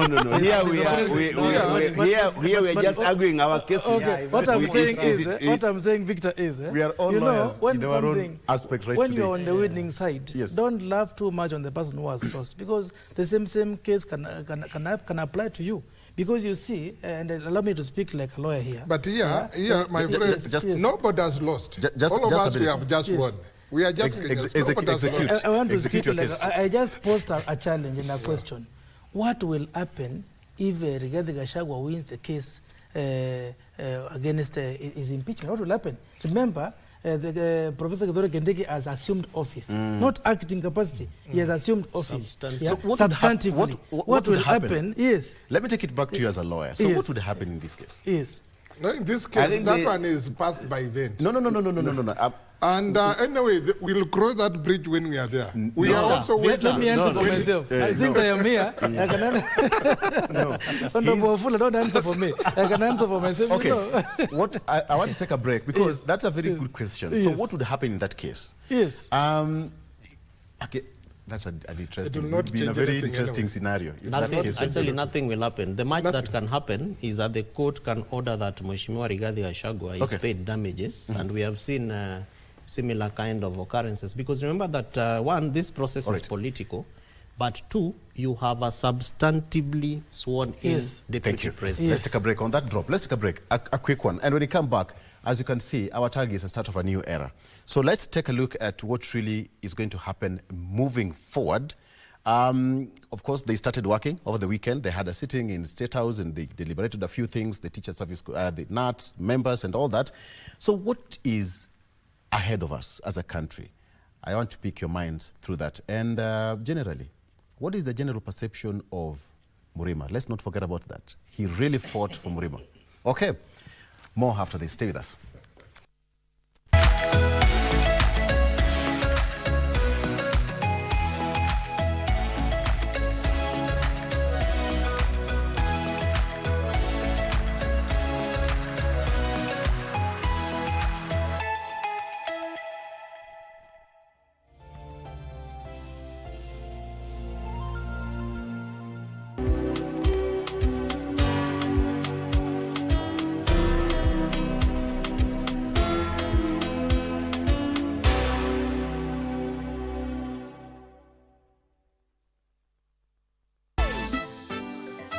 ufala. We are tired of this one major problems after another. If you don't have solution, don't raise problems, okay? Solution to what, Warrior? What are the solution without a problem? I don't know. What are they? No problem, of course.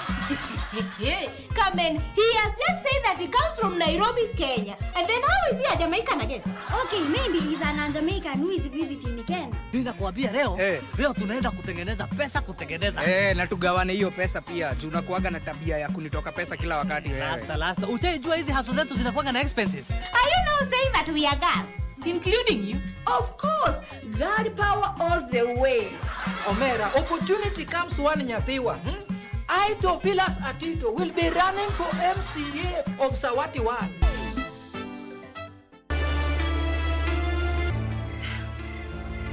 Hivi msichana ni nani? Sikiza Mbura, usitafute sababu. Lakini hakuna asiyejua kwamba ni haki yangu ya kuwa kiongozi. Ushamaliza majukumu yenu? Sasa ni nini kukaa hapa kupiga domo tu kupoteza wakati? Huu sasa ni upuuzi. Hadi leo mimi nastahili kuomba ruhusa kwenda kumuona Stara. Mimi niombe ruhusa. Kiongozi nishamwachia. Sasa mimi siendi pale kuchukua chochote.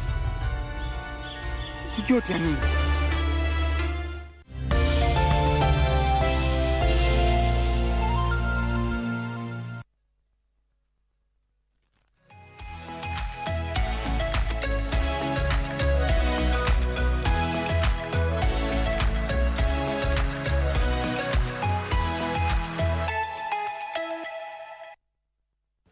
Welcome back. So let's move forward. Now, what about the next step? So we have the deputy president who is now in office, but there's a question where Speaker Kevin Katesia asked, so what happens if former deputy president wins that case? What happens? I'll come back to later on so that you can also ponder about that as a viewer. But then now, the question of moving forward. I remember when the president took to the podium on Friday, he said that there's so many things that he missed in the last 2 years. Mheshimiwa Ruto, you are there. We all watched that there are certain things that he missed in the last 2 years. Perhaps the issues to do with the legislation, issues to do with the negotiations, issues to do with running the day-to-day events of the government, representation, and taking care of the president's diary. Perhaps some of the things that he missed. But let's leave alone that one. So, what is the way forward? We have got two gentlemen who are now in office, and perhaps the president is now okay with his deputy. This is a question to all of you. Let me start with you, Wafula. What do you think is up next as we move forward? I think now the country will head to the right direction, because now these two gentlemen, I think they've come a long way together. They know each other. They trust one another. You know, the deputy president was the wakili for the president at The Hague, and from behind, you don't know.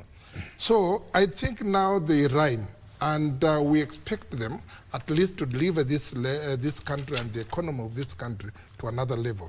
To me, let us give them some time, and I hope all what we are looking forward to be done.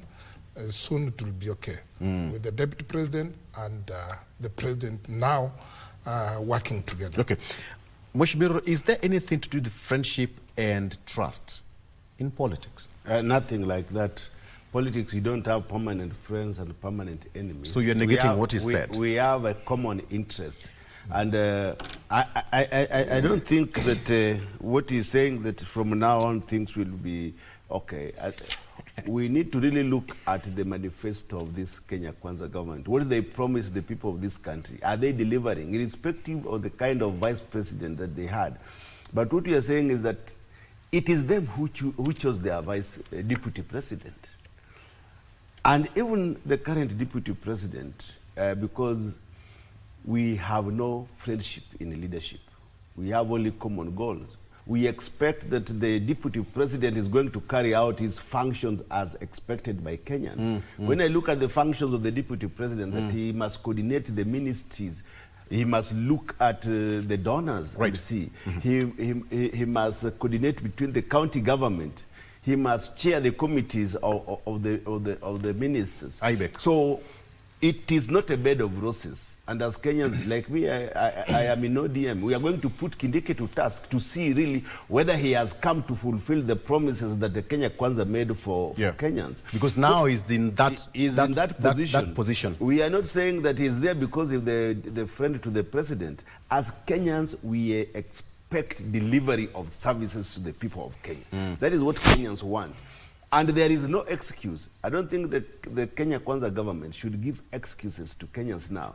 If now the president has his deputy, as he said during the inauguration, we expect that the next 3 years we need to have a change, especially on economic matters. We need to have a change in other sectors, the education sector, and all that pertains to the interests of Kenyans. So as we sit here, we are expecting that Kindiki himself, the Professor Kindiki, comes and start working for Kenyans, not for himself, not for Mrima. Not for Mrima. Mrima was touched. We expect that he brings a national unity within this country.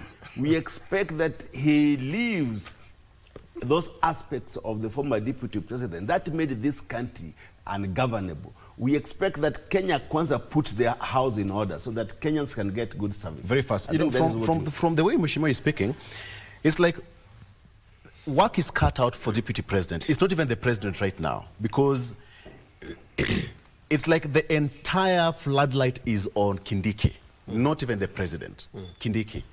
Because it's like you want to taking Rigathi Gachagua and put it here.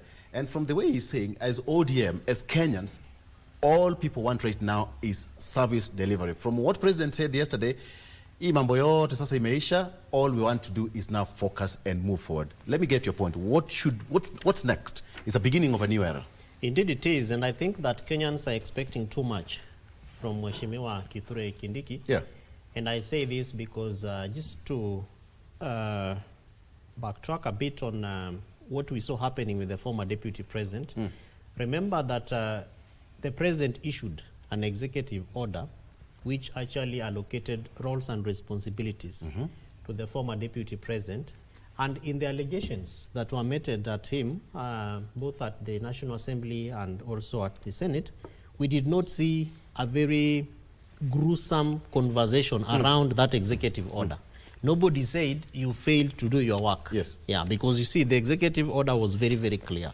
So based on what Professor Kithure Kindiki needs to do, probably the president will sustain that executive order, or we will follow through like Mheshimiwa Orero is saying, because indeed those are some of the aspects of the constitution which basically talks about principal assistant.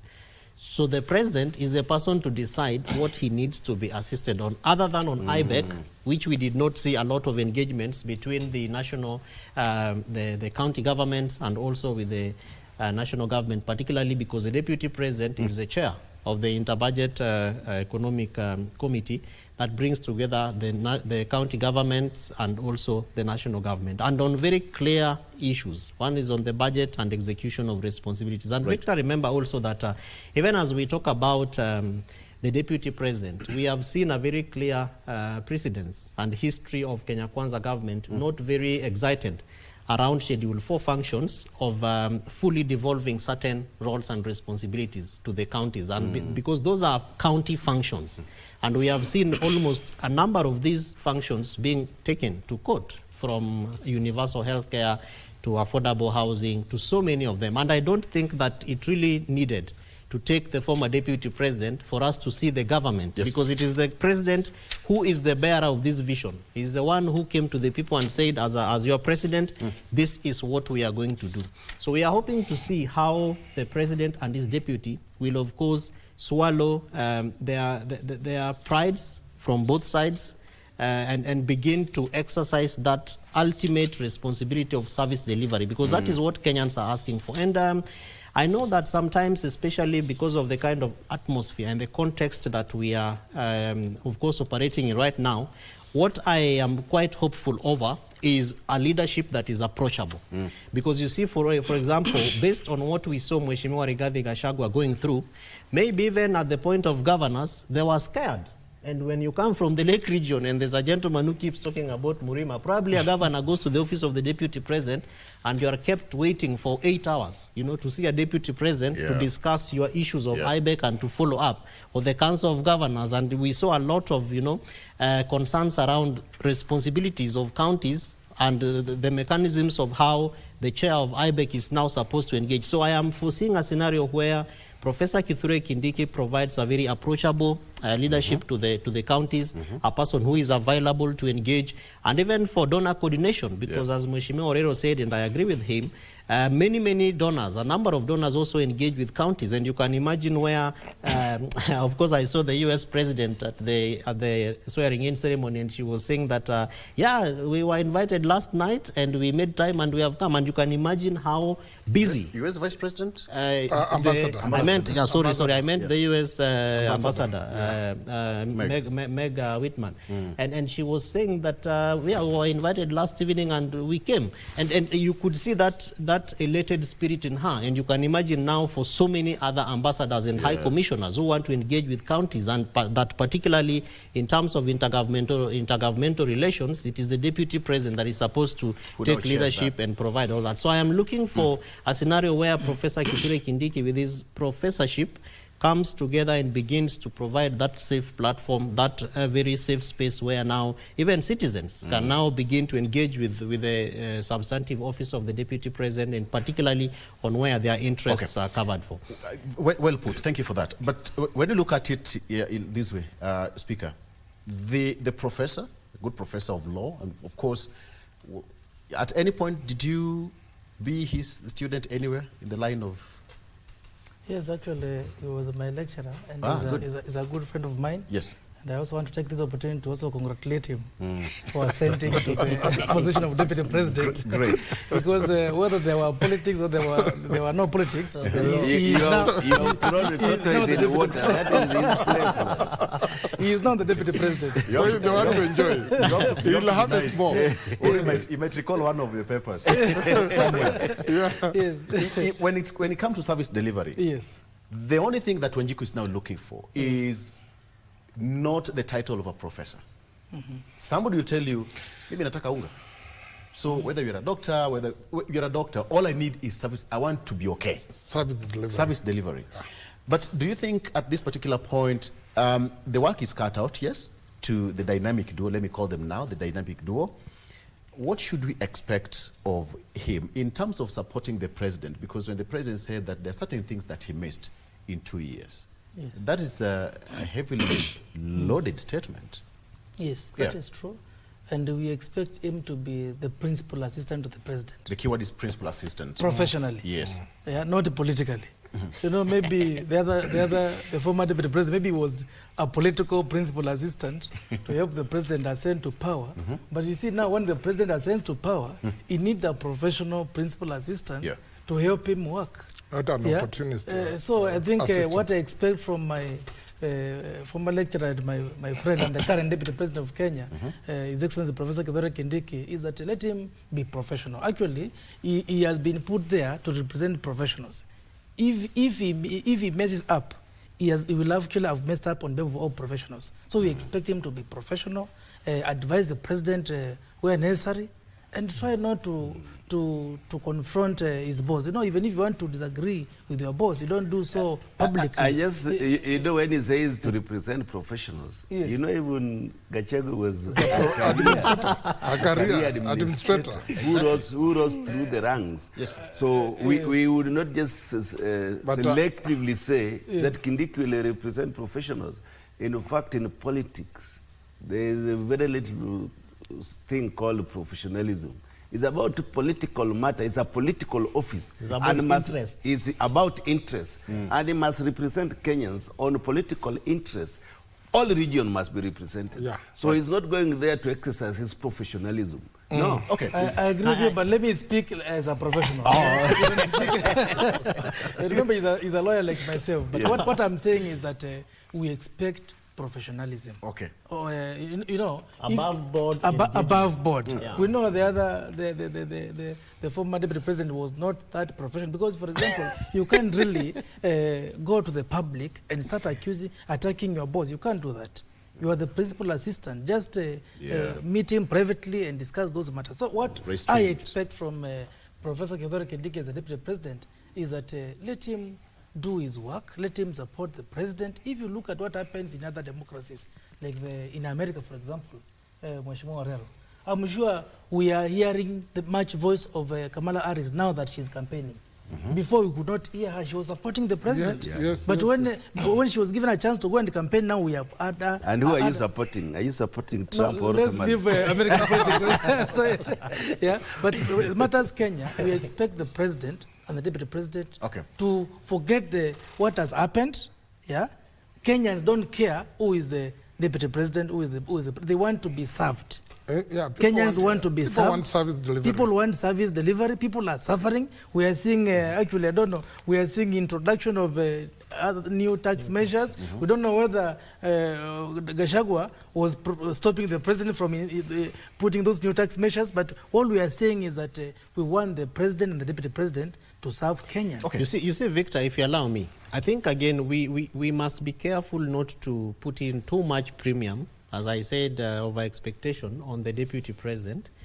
Remember that... where's the danger to that? The danger is that we will be boxing the president, because you see, the deputy president is a principal assistant to the president. The person who is driving this car is the president. He is a person who is standing at the apex of all Kenyans. And then the second person is the deputy president. So there would be danger in this over expectation that that things were not working because of Mheshimiwa Gachagua. And then we therefore imagine that now that we have a new deputy president, that things will work. As at the point of the impeachment process, at the law courts, we had a big conversation going on in Washington, and the CS Treasury was actually there, Mheshimiwa Mbadi. And when he came back, he said, Your Excellency, I was very embarrassed because I was surprised that African leaders are lining up along the corridors of World Bank and IMF to queue. And then he said that the money that Kenya wants to queue to borrow from World Bank and IMF, we can actually make it here. So it means, therefore, that if our public servants and state officers can make that deliberate decision to do what the citizens want them to do, we cannot be premiering people like the deputy president. Allow the CS Interior to do his work, allow the CS Finance to do his work, allow the counties to do their work, and build their capacity to get to that level without overemphasizing an office of somebody. This is now to the question, in terms of the expectation to the three arms of government. So how should we expect a clear distinction from what we've seen in a couple of 1 month? There's a lot of haste that really, the way at which, the speed at which things moved. So how should we see, Mheshimiwa, starting with National Assembly, the legislature, the executive, and now the, the executive, a clear distinction of roles. How should they relate? Should they have collegiality in terms of their service delivery to the Mwananchi? Should there be a good coordination between the three arms so that at the end of the day, the person who is going to benefit more is the voter? Let me start with you. I think you are quite right. There should be a good coordination amongst the three arms of the government. But also, absolutely, we should have independence of those arms of the government. The executive must allow the National Assembly to operate on its own without undue influence and interference. And also the judiciary should uphold the integrity of the courts and give judgments depending on the submissions. And also the executive should do their job. But all in all, this is a presidential system of governance and it requires a lot of coordination. But most importantly, with the county government, because we are having a devolved system, we must allow our county governments also to operate as counties and give them the necessary support so that the Mwananchi gets service delivery at the local level. We must decentralize power, both economic power and political power, so that the Kenyans can feel the effectiveness of 2010 Constitution, where we have devolution, a system of governance that operates within a county. we must respect the values of devolution.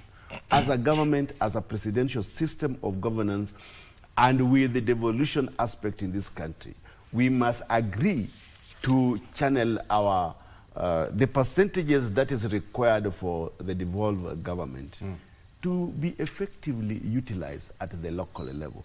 And this is the coordination that we are talking about, that now the Deputy President must ensure that the local and the national government seamlessly operate and coordinate with each other. So I think this is what we expect. We expect coordination, but at the same time, these three arms of government must be allowed to operate independently without undue influence and interference. Wafula. I'll support Mheshimiwa on some levels because anyway, this new constitution, 2010 constitution, and more especially on devolution, we are not yet there. The devolution could have done more to this country than before. You remember during Mo's time, he could just... no, he was young, so... no, he was maybe there. ask him about Kibaki's time. But at least Mo's time, he could just dictate where funds goes. You understand? He could just dictate. But this constitution has given us at least to share, all county to share the national cake. But the problem now stops at the county level, whereby the priorities of their people are not met. The county level, you see, when you go to China, my friend, and leave alone China is far. You go to Uganda, I've gone to Uganda, I've been invited by the king of Toro, the youngest king in Toro, and he could proudly tell you that my county, my kingdom, to them is a county, my kingdom has 28 legs, beautiful one, and you can move and see. We have hotels. We can invest there. You can go there. I went there. They gave me a free waiver. I slept there. It is just a small. I thought you were saying a free wife. I went there. No, maybe that is what you No. That's what I went there. And actually, it is not a lake. Just something like a dam. We waited for that W to No. It was just a small dam, but to them, they put it like a big lake, several lakes. And now they collect revenues from the tourists. That revenue goes to that kingdom. Yeah.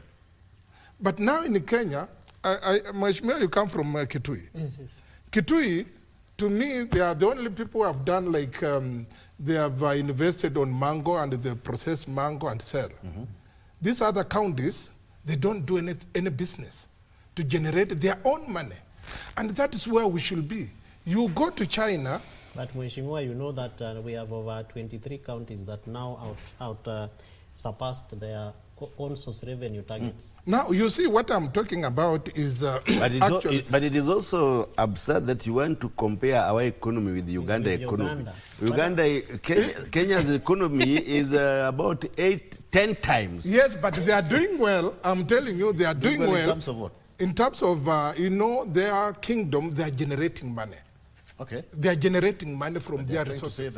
And now in Kenya, our counties, few counties, I don't know how many, few can generate their money from the investment. Executive director of the County Governors Watch. He will tell me how many counties have put up factories to generate income for themselves, not relying from the national government. He has all the figures. And I'll tell you. And also, when we take like an example from China, I've gone there several times.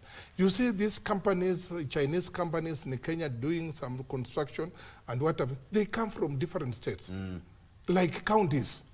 They generate money for their counties. Now across the board, across the country. Now, Kenya, we should be there. But now, the problem with the counties, our counties, the income they get from national level, cannot do much to generate something like a development to their counties. Their revenues actually is very low. They don't have ways of investing the little money they get from national level to generate more to get money from for their counties. That is the problem we are facing with the counties, actually. Let me get from the speaker. Let me get from the speaker as well, because he's spoken about the issue with on-source revenue. Yes. As we wind up, mkona pesa kwa counties? Victor, I think Ken Osido here, when we were beginning the show, said it all. Maybe Mutacho knew that you don't have money in the counties. Yes. Probably. Because many counties, even if we have been there for more than 10 years, many counties have not established proper structures to raise their own revenue. Yeah. Most of the counties rely on the money from the national treasury. And this money always delays. And if it comes with so many restrictions. By the time it comes, you have incurred maybe bills, there's a lot of interest to be paid, so it becomes a serious issue. Okay. Perhaps what maybe we can do is to put in place proper structures to ensure proper on-source revenue, because if the national government, and I want to thank the MPs because they've been able to come up with proper laws which help the national government raise revenue, why can't counties do the same thing? Correct. Because they are also government. Yes. Yeah. Currently in Kitui, as I mentioned earlier, we are working on our own finance bill. Yeah. So it means every county should come up with structures to raise their own revenue and avoid over-reliance on the national government. Okay. Yes. So Victor, just to add on to that, is that there's a reason why counties have not been able to, or rather most counties have not been able to achieve these targets. And one is interference by the national government. And this interference boils down to the issues of fully devolution of certain functions. Remember that, for instance, there's a mechanism in which on-source revenue could also be accrued from different sectors, like health, you know. And when Mheshimiwa Wakili Speaker talks about National Assembly, I get surprised because he's presiding over a county assembly. And that is where the second issue is, that our county assemblies have not been able to pass appropriate laws on time to be able to boost counties to raise their own source revenues. For example, the valuation rolls law.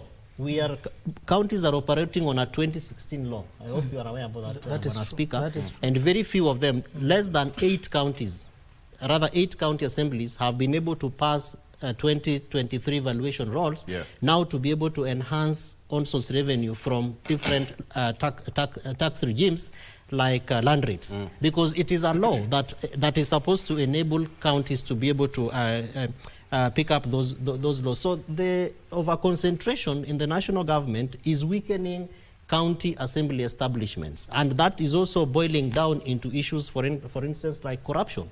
So that again, we need to have counties exercising automation of taxation regimes or mechanisms where, for example, you do not have to pay monies in cash. Yes. That when you pay parking fees, you don't have to give somebody 50 bob or 100, in the case of Nairobi 300, because that money is of course going to disappear.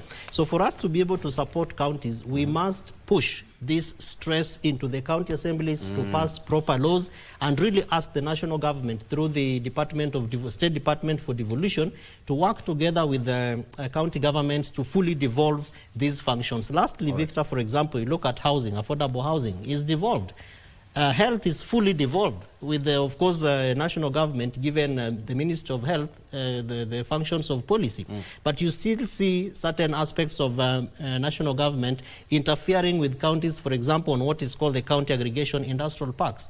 Why do we have a whole national government ministry going to the counties to meddle into aggregation parks? Because when we do those aggregation parks, then issues of value addition, like Mheshimiwa Wafula is saying, where Kitui is doing value addition for mango, you go to Kisii and there is plenty of soapstone. The counties can be able to even provide markets abroad where I have a question. Networks put together these aggregated products and then they are exported. We all need to have one friend in our lives, gentlemen. We need speaker. The mango season is all here. And you need to be very good friends with him. Yes. You need to be very good friends with him. Victor, don't forget also this is my kingdom. Don't forget also this is my harvesting season in Trans Nzoia ugali, and every time we eat ugali. Yeah. But anyway, what we want in Trans Nzoia, like in Trans Nzoia, we will not be selling maize to you people. We want to be selling unga directly from Trans Nzoia. Before we end this conversation, we are out of time. Before we end the conversation, I want to ask and make a plea on behalf of all the county assemblies in Kenya. Okay. If we really want county governments to work, then the county assemblies should and must be empowered. But what we are seeing currently is that county assemblies are at the mercy of the county executives. MPs should rush and give us our autonomy. The national government should empower county assemblies because we are the only people who can help in ensuring that there is value for money in the money which the national government takes to the counties. Thank you so much. On my behalf, say hi to the Kibra people. What, the bedroom? On my behalf, say hello to the people of There's a question I was supposed to... Also, on behalf, I just want to say hi to Fort Kenya members. We know they are third in command. Thank you so much for watching. Thank you.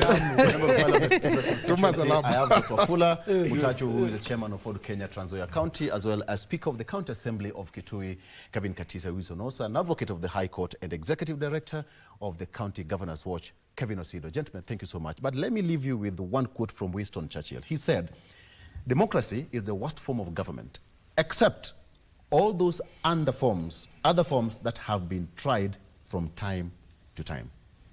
My name is Victor Lo. Have a good morning. Bye-bye.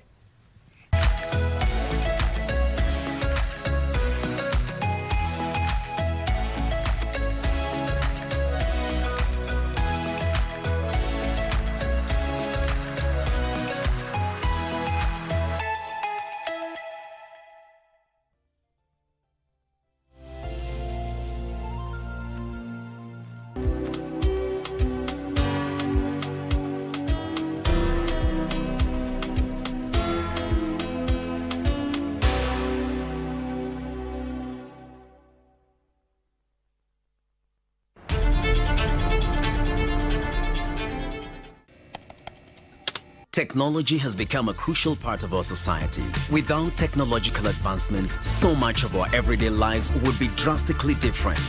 As technology develops, it strives to fulfill the changing needs of society. This means that technology exists to help us achieve the things that we wouldn't be able to achieve without it. Take on Tech looks at the advantages and downside of technological innovation in a world that is becoming increasingly dependent on new digital technologies. Every Monday at 10:30 p.m. Nini? Kwani nini? Kama wewe hujui nini mimi nitajuaje? Ni wewe umekuja nacho, niambie ni kitu gani?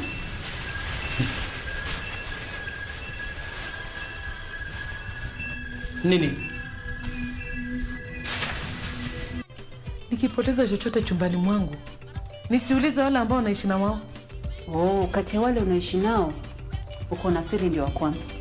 Hivyo viatu na nguo tunavaa na wewe. Sikiza nikupe ushauri mdogo. Baada ya kuvuta bangi, hakikisha umekunywa maziwa. Sawa? Kuna nini hapa?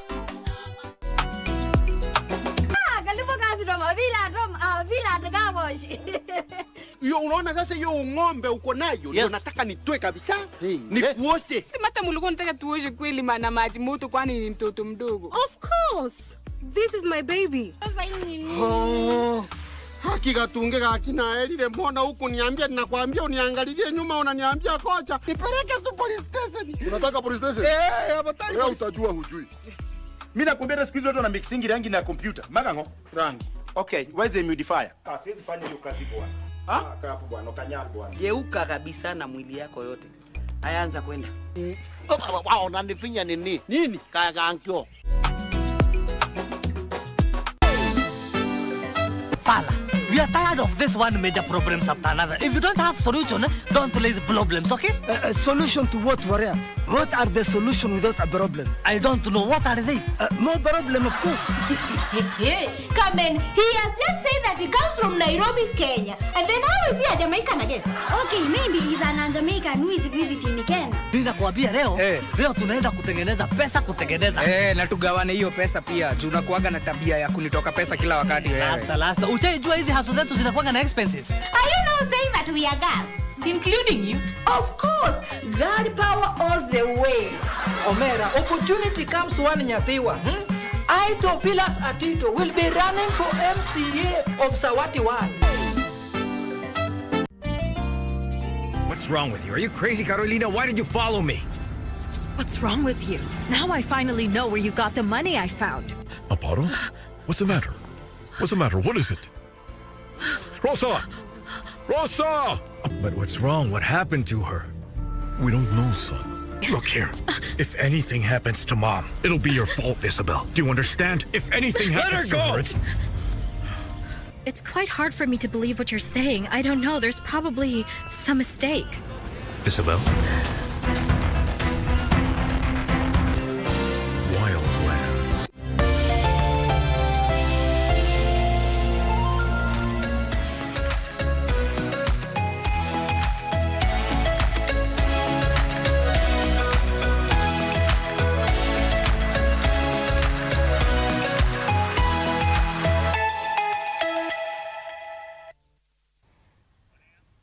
Welcome back to the program. My name is Vivian Degwa, and now we get into a different segment right here on Good Morning Kenya. And our topic of conversation right now is on finding the right hospitality personnel. And joining me for that conversation, he'll just be dissecting that topic for us, is none other than Mr. Charles Gaku. He is the Managing Director, Air Travel and Related Studies Center. Welcome to the show. Good morning, Vivian. How are you? Very well, thank you. How are you doing? Here. I'm very happy to be here. You love our studios? Yes, excellent. Too many lights going about. All right, we're pleased to have you on the show today. And when we're talking about this topic, that's finding the right hospitality personnel. Yes. Let's start with what makes a good hospitality staff. Okay. Viewers, my name is Charles Gaku. Charles Gaku is a director at a college called Air Travel and Related Study Center in Karen, a college that I've run for the last 32 years, since those days. And so I specialize mainly in travel and tourism and hospitality. So this is a very close subject to my heart. And I've trained generations, thousands of students, going to 15,000 students now, who have completed their courses. They brought in their kids for me to teach, who I also taught, and they are also all over the industry. So I'm a mubaba when it comes to travel and tourism and hospitality. Yes. Now, looking for the right personnel to work for the hospitality industry, travel and tourism, Vivian, that starts from clearly as early as high school.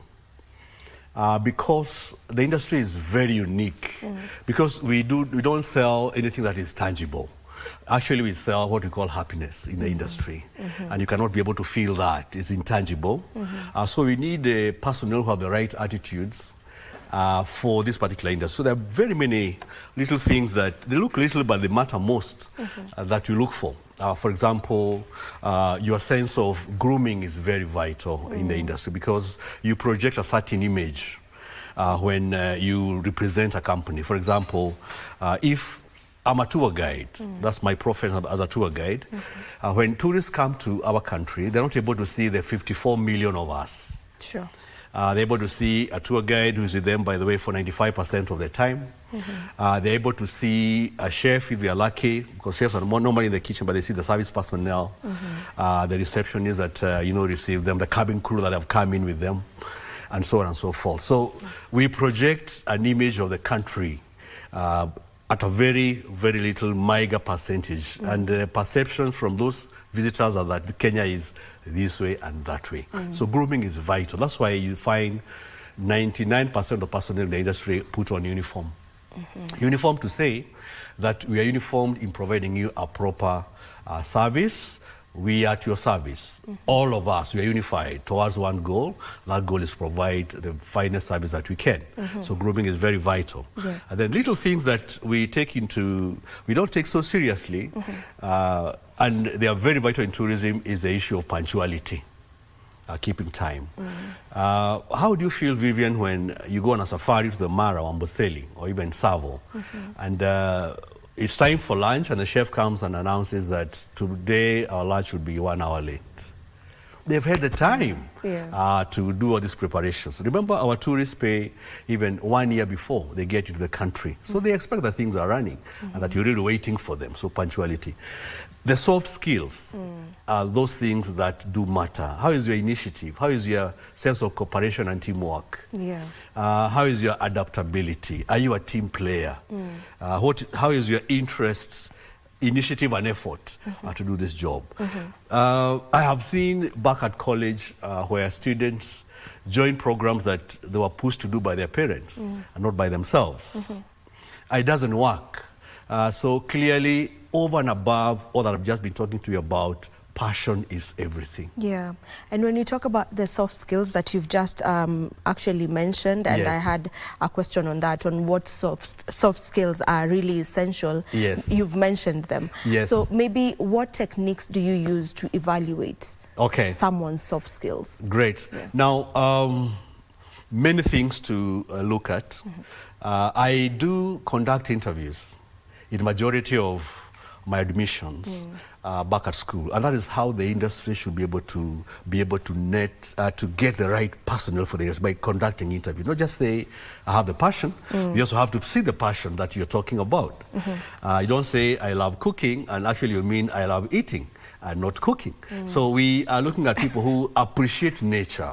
You say I'm a guide, but you want to guide from the office. No, you have to go to the Mara, Amboseli, Savo, and exactly see the animals, look at the wildlife, guide people through plants, shrubs, trees, and so on and so forth.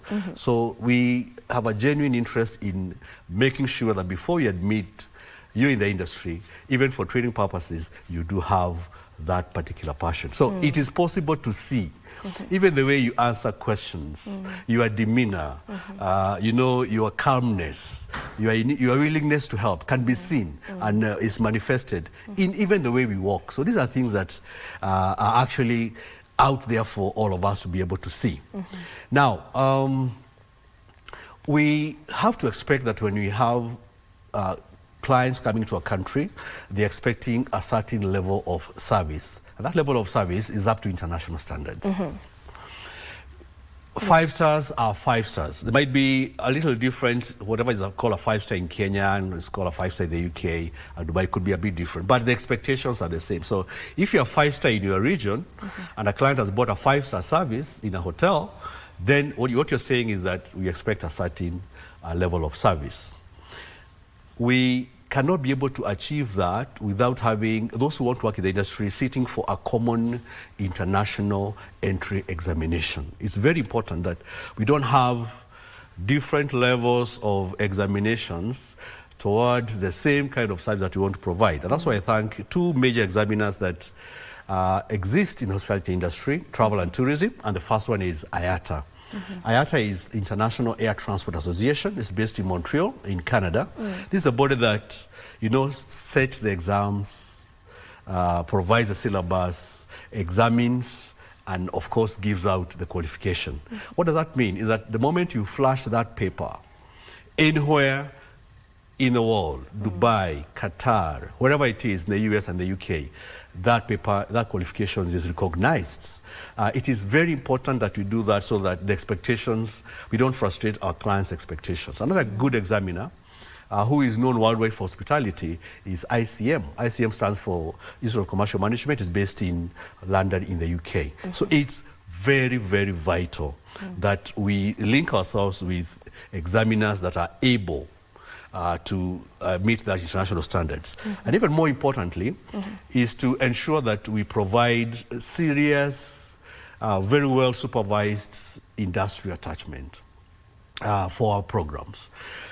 If you want to find the right personnel for the hospitality industry, and I'm appealing to the industry at the moment, to be able to open up those graduates that you are churning out to provide industrial attachment for them, whether it's paid or is unpaid. Obviously, this is a clause that a college can be able to take, you know, whatever their produce is to the job market. Provide industrial attachment. They could be paid, unpaid, but please do it. And this industrial attachment should be properly supervised by the institutions that are offering the training. I mean colleges in this particular respect, so that it adds value. It's a very good chance to get the right personnel as a hotel manager through an industrial attachment. And I always recommend not anything less than 6 months, because I believe in 6 months you will have seen that Vivian can be able to fit this industry or cannot be able to fit in this particular industry. So that is another area that we have to ensure that you get the right personnel. And while the students are still in school, it's very important that you also take them out for trips. You take them out for, you know, to get to know how the industry is organized. Let them go to the Mara, let them see how lions behave and how lions are, so that if you're a tour guide, you're not seeing lions for the first time when you have clients. You have seen them before. I've seen in very sad cases where tour guides are more excited than the tourists that they took the park, because they are seeing lions for the first time themselves. So finding the proper training apparatus will also mean that we have to invest as institutions to ensure that whatever you're providing is A1. And we have competition. Now that the qualifications is international, is universal all over the world, you will be expecting that as an employee, if you don't provide the right remuneration for your staff, they'll be taken away. We have cases of the industry losing in their hundreds to mega airlines, the legacy airlines like Emirates, Qatar, and so on, and even hotel chains for greener pastures. So if you have to provide proper training, you also have to provide enough, not just to fill in our market, but also what you can be able to export to other countries that also need our personnel. Kenyans are very hardworking. Wherever it is you go, anytime you fly, on Emirates or Qatar or wherever it is, you won't fail to find a Kenyan who's a cabin crew or a flight passer. Go to the hotels at the reception, the lobby, or in the service. You'll find that these people are working all over the world. Why? Kenyans are hardworking. That's true. They have the right attitude. We say that we are the second best English speakers in Africa. So those issues of accents, a lack of communication and all that, those are not there. So it is possible to even export labor. We have a policy in government that says let us export as much labor as we can so that they can bring in back the foreign exchange that is needed. It is possible, particularly in our industry, given that those who work in the industry, 75% of them are between the ages of 17 and 35 years. Yeah. There's quite a lot that can be done. That's true. Yes. Now, when we look at the hospitality industry in the country at the moment, where would you say we are at? You know, I know COVID-19 came and disrupted things, specifically when it comes to the hospitality industry, like things were terribly bad. So since 2020 to now, 2024, have we been able to peak? I was reading a bulletin from IATA last week on Friday that Africa, and particularly Kenya, has surpassed the pre-COVID levels that we used to have, which is very good. I also must let you know that we had a very good high season this particular year in Kenya. We could not get accommodation, we could not get even transportation, both by air and by road to our national parks and national reserves. Our lodges were full, our camps. We had a case of a few being swept off by rivers, by a river in the Mara, but that was quickly fixed. And I must thank all the stakeholders for, you know, the attitude and the togetherness that we showed during these times. Kenya has also evolved from being just a safari destination where you come for beach and a bit of wildlife to now a conference destination. Just behind here you have the Marriott's, well set, 600 rooms, 13 to 14 conference halls. That is not a safari. Look at the area that we call Westlands today. Movenpick, everybody's there, Radisson, you know, all those. It tells you something that Kenya has been identified as a destination, not just for safari, but also for conferences. And it's a good way to go, so that even if tourism is not doing well, the safari part, you have a conference. And we must thank also our middle class.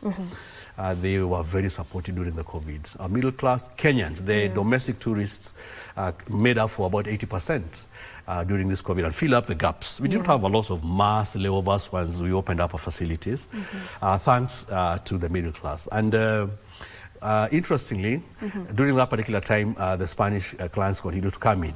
So all in all, we are back to those COVID days, those pre-COVID days. We are booming. All you need to do is to make sure that there's political stability.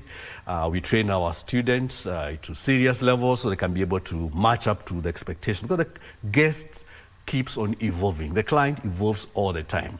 And the needs and expectations are always different all the time. So we should be able to match that by having equipped our people to be able to meet in any expectation that our clients could have, including the most challenging and the most demanding. All right. Now that you've touched on that, you mentioned something to do with Kenya is not just a safari destination. We need to sell it more as you're saying right now we're even a conference destination. Maybe are we doing enough to sell our country out there?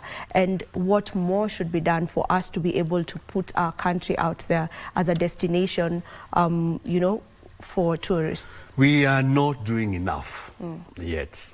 Of course, we have KTB, Kenya Tourist Board. They're doing the best that they can, but I believe we can do better. And there are 3 other areas that you can involve, or we can, we can take. One is to open up the off-the-beaten tracks. You know, we sell the beach. Our various national parks and reserves, I think you know them, Samburu, Mount Kenya, Imabadeas, the Mara, and so on and so forth. No one talks about the Western Circuit. That includes Kakamega, Kisumu. There's quite a lot to see. Kericho, Kisii area, that is not taken care of. And then, for us, our wildlife means the big 5 at the moment. If you don't show your clients lions, leopards, buffalo, and the elephant, they feel like they have been shortchanged. But we have millions of people who like to come to our country to see birds, to see plants, to see trees, to study insects and shrubs and so on and so forth. So I don't think our tour guiding syllabus, much as I do teach tour guiding, it is not at par with the expectation of the client. We need to specialize more. When I go to other countries of the world, guides are actually professors in their respective fields. They'll guide you in a museum, like the Louvre Museum in France. They can guide you there for 3 days inside that particular hall. But when you look at the museum tourism in our country, it is fairly underrated. These are areas that could be able to open up. Let's not forget that we have a rich history as well. We do have the Crown of Mankind, which is Lake Turkana. We also say our neighbors here, Duvai Gorge. That's where mankind is said to have evolved. But the serious historic client you're not getting.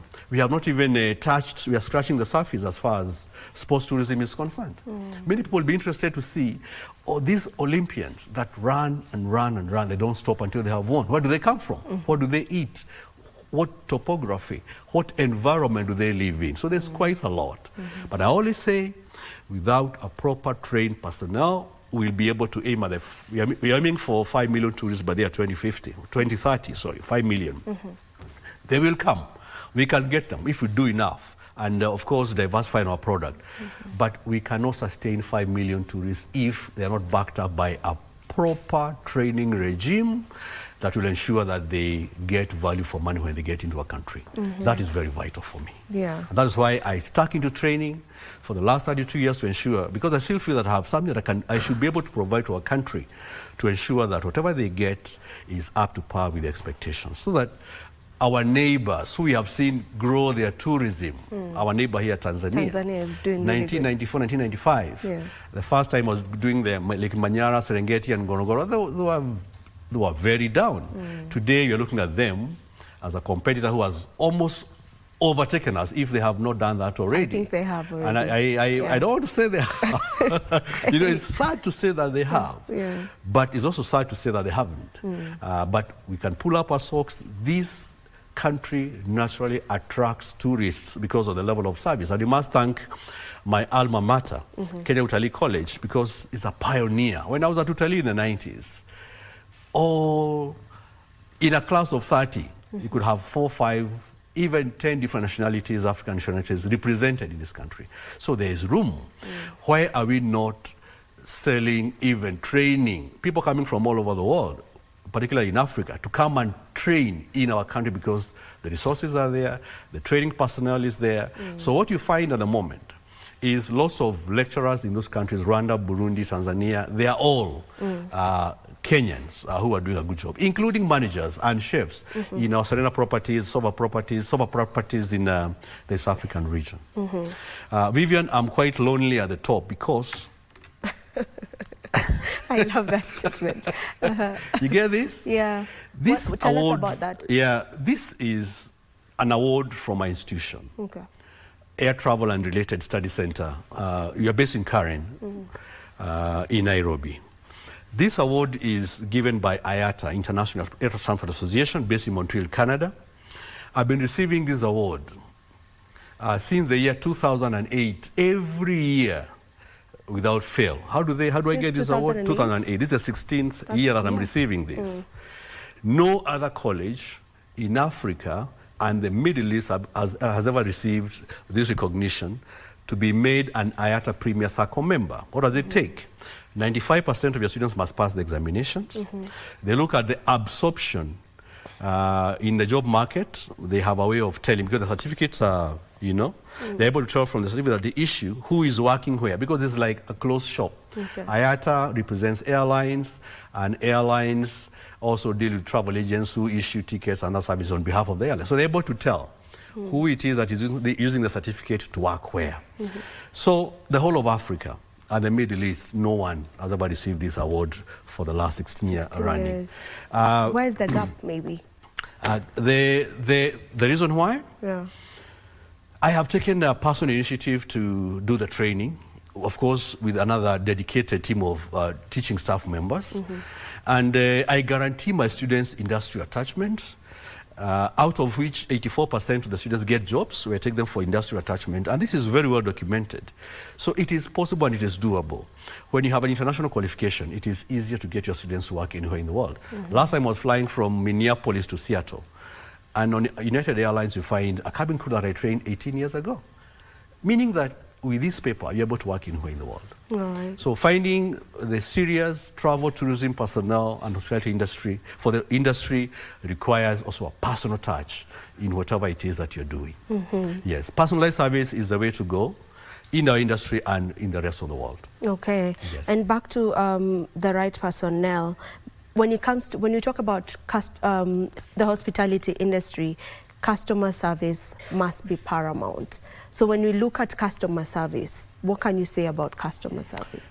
Sadly, we are second to the banks. The banking sector, the last 2 years, has overtaken the customer service. But I was quite relieved 2 weeks ago when I got information and I saw, like during the World Travel Awards, they were in Leisure Lodge. In Mombasa, South Coast, sorry, Kwale County. I got that we scooped a lot of awards. Kenya Airways alone scooped 6 different awards, and any other sector, the best hotel, the best family, went to different places that are in Kenya. But we lost the best national park conservation area from Mara went to Serengeti for the first time, I think, in 5 years. Yeah, so these are areas that we need to address.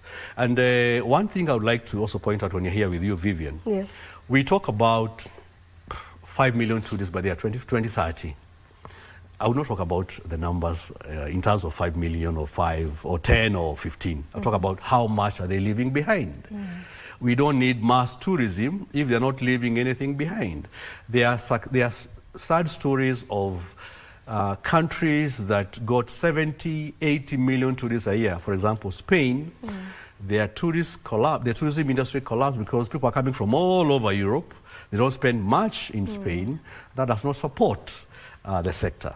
So let's talk about how much are we targeting in terms of billions of dollars and not the number of tourists that we hope to get into a country. It's possible to get backpackers, many of them. How much do they leave behind? Let's look at those who can be able to pay us the top dollar, middle and top dollar. This is what we want, so that we can be able to remunerate staff in the industry better, So we don't have the drain that we're getting, brain drain, getting them going to other parts of the world. And our industry will be dealing with the finest, even in terms of service. And we'll be able to attract more, who will pay us more. That's the way to go. That's the goal. Yes. Yeah. Well, technology has been here with us now and it keeps advancing. Maybe what has technology changed when it comes to the hospitality landscape? Made it easier. Easier to check in now. You can even do your own flights.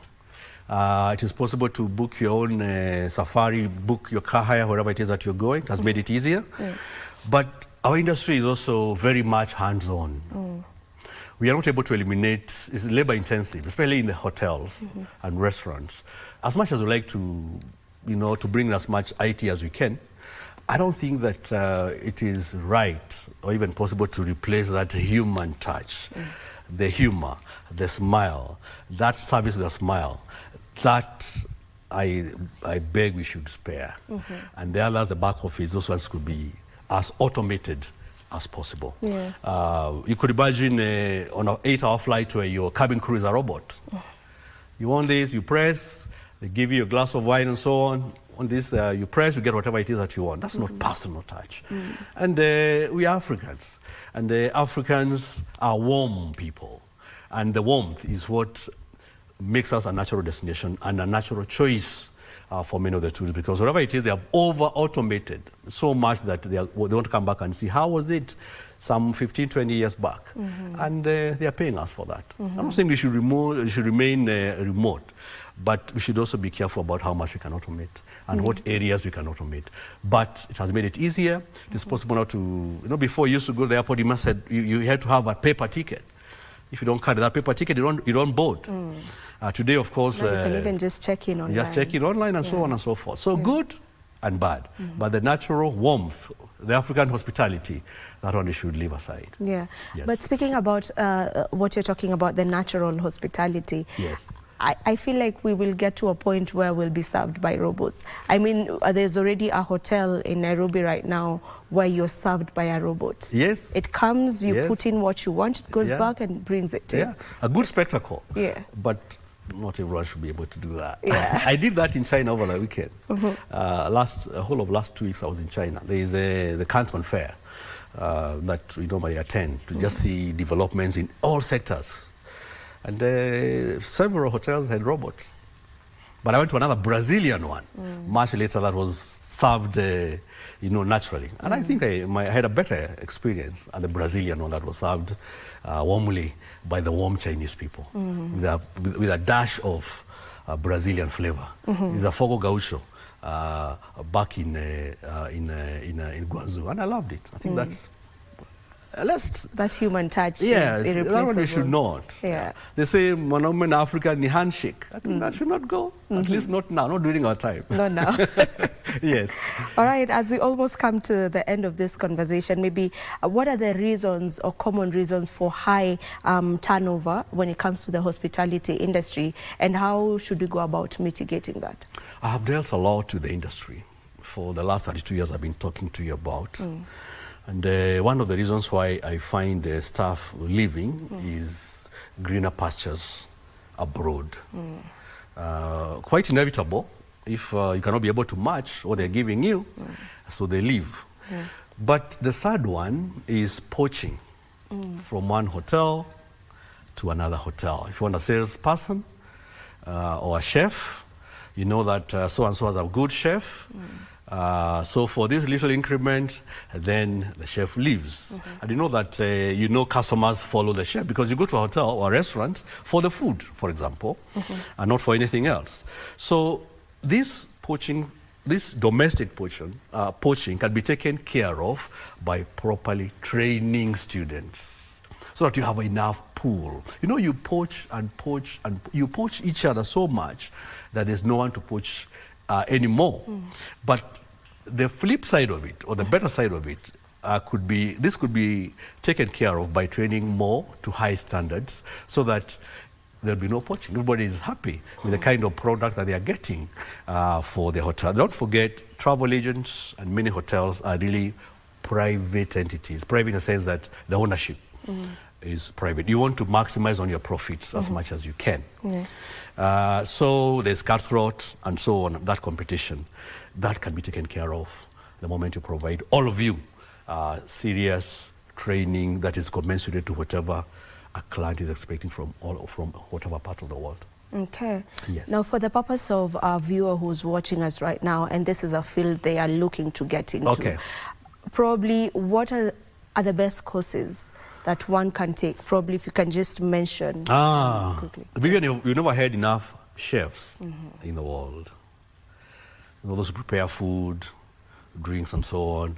A chef is a person who, of course, is knowledgeable about the entire kitchen. There's a court kitchen, butcher, associé, entrementier, all those, garde-manger, all those. Chefs are not enough. And we must let our people know that males should not avoid being chefs. As a matter of fact, 8 out of the top 10 chefs of the world are male, are not female. That field is open. We don't have enough. 2, air cargo area. Remember, even when COVID was there, the graph on air cargo showed that the momentum continued, because instead of going to China to pick up your things, now you could send. They'll come as cargo. All the PPEs, all the vaccines are coming in as cargo, and that momentum has not slowed down, and a very rich area. The third one is the tour guiding area. If you have been keen and looked at the tour guides at the moment, and with all due respect to them, we have an aging population of guides. The rate at which you're training new guides is not commensurate with the way the industry is expanding, and also the age the average age of current guides that we have at the moment. So that's an area that we could seriously get into. And there is opportunity for that. As long as you're good in languages, your interpersonal skills are good, and so on. One fourth area is the area of travel and tourism operations. Today, it is possible to have your little travel and tourist company. You don't need a lot of space. You just need an internet. You need, to link up with airlines and so on for hotel rates and so on, and you'll be able to become a travel and tour consultant. Of course, having gone through training, serious training. One other area is hotel management. Okay. Hotel management has a lot of leeway in the sense that you learn about all the different sections of the hotel. Reception, housekeeping, the laundry, the restaurant, and so on. So upon completion of your course, you're able to fit into any of these particular areas that a hotel has. Very, very, very, very important. And cabin crew, the air hostess. Let's not focus on Kenya Airways, our national carrier only. Air Riyadh, for example, in Saudi Arabia, has bought last week 100 aircraft. On that aircraft, you're going to have 8 or 10 cabin crew at any given time. And there's nothing wrong with working in Saudi Arabia. You talk about skilled labor here. So those 6 areas that I've talked about is where the future of hospitality is lying. And as I said, 75% of those industry are actually our youth. They should focus on that. And these are not jobs for failures. These are jobs for people who have a passion in the industry that I've just been talking about this morning. All right. Yes. Thank you so much, Mr. Charles, for joining us for this particular conversation. I will allow you to give us your last remarks as we close it off. For the students upcoming, I know they are doing their KCSE at the moment. They will need to think about venturing into the fields of travel, tourism, and hospitality, because this is where the next frontier is. We all know that 13% are the ones who make it to the university, and 87 go to TVET, like mine. Then they'll be able to get out. For the parents, let them choose courses that they want, the kids want. Let's not force them to do courses that they don't want. And for the rest of the country, let us support tourism. At the time you see an international tourist or a local one enjoying themselves, support them, because this is where particularly for the international students, where our foreign exchange will come from, so that our dollar remains strong. You don't have to borrow as much as you're borrowing at the moment. Yes. All right, thank you so much. You're most welcome. That was Mr. Charles Gaku, the Managing Director, Air Travel and Related Studies Center. And this is where we come to a close of this particular conversation. If you're someone who's looking to get into hospitality, you've heard from him. You now know where the future of hospitality is at. Don't you go too far. I'll be back in a moment to have a different conversation, and that will be on Family Check. And we will be looking at modern day parenting. Don't go too far.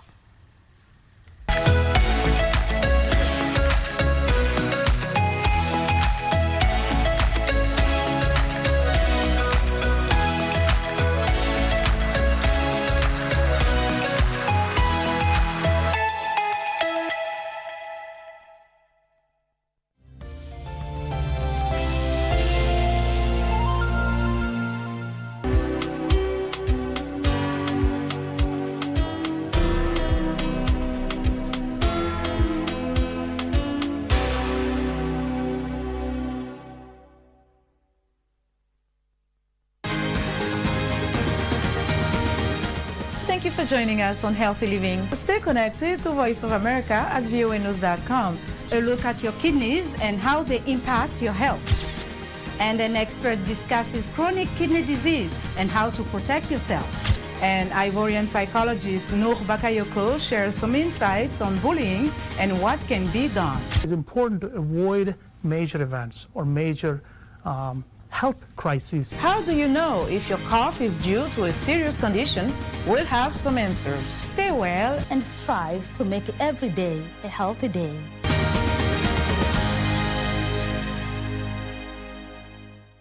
Mtazamaji, tumekuandalia taarifa zinazogonga vichwa vya vyombo vya habari kutoka hapa jijini Nairobi na pia mashinani. Wanahabari zaidi ya ubora wao wako ange kukuletea habari pindi zinapochipuka kutoka pembe zote za Kenya. Kwenye kipindi cha Tamrini tunakuletea mazungumzo ya moja kwa moja kufafanua na kuangazia masuala yanayokuhusu wewe mtazamaji.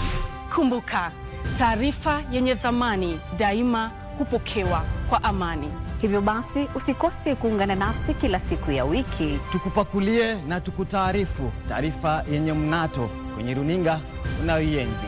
Kwenye kurunzi mashinani, sisi DC.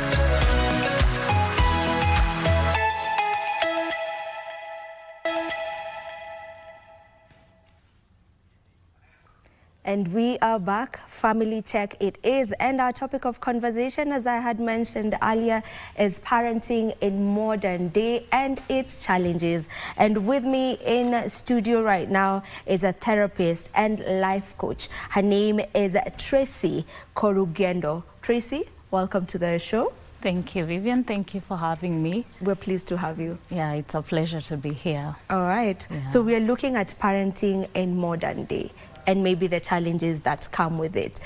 When we talk about parenting, what are we looking at? So parenting is nurturing, caring, and guiding children from infancy to adulthood.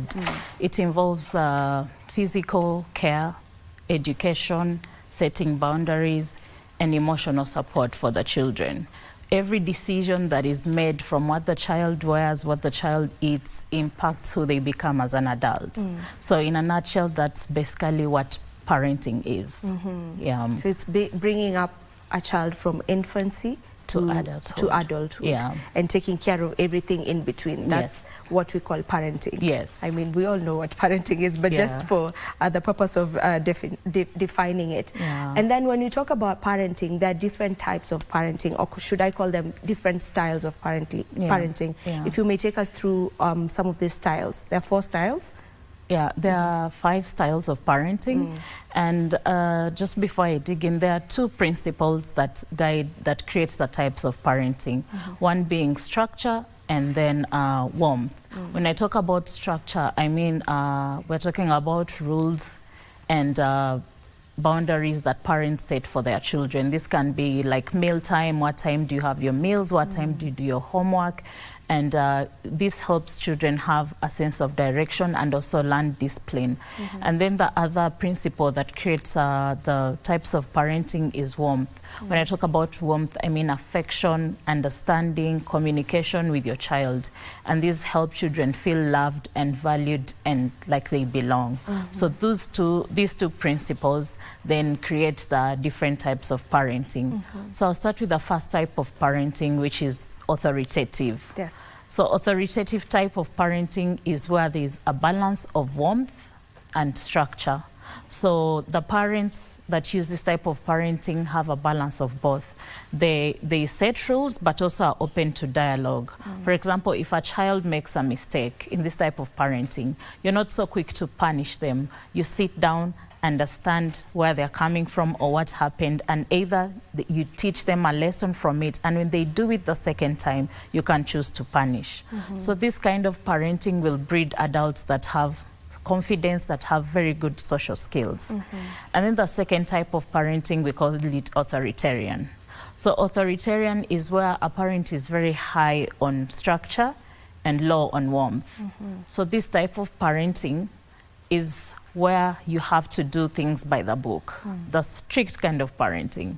I remember back in the day, there were households where people say that when they had their parents come home, they run upstairs, they scatter.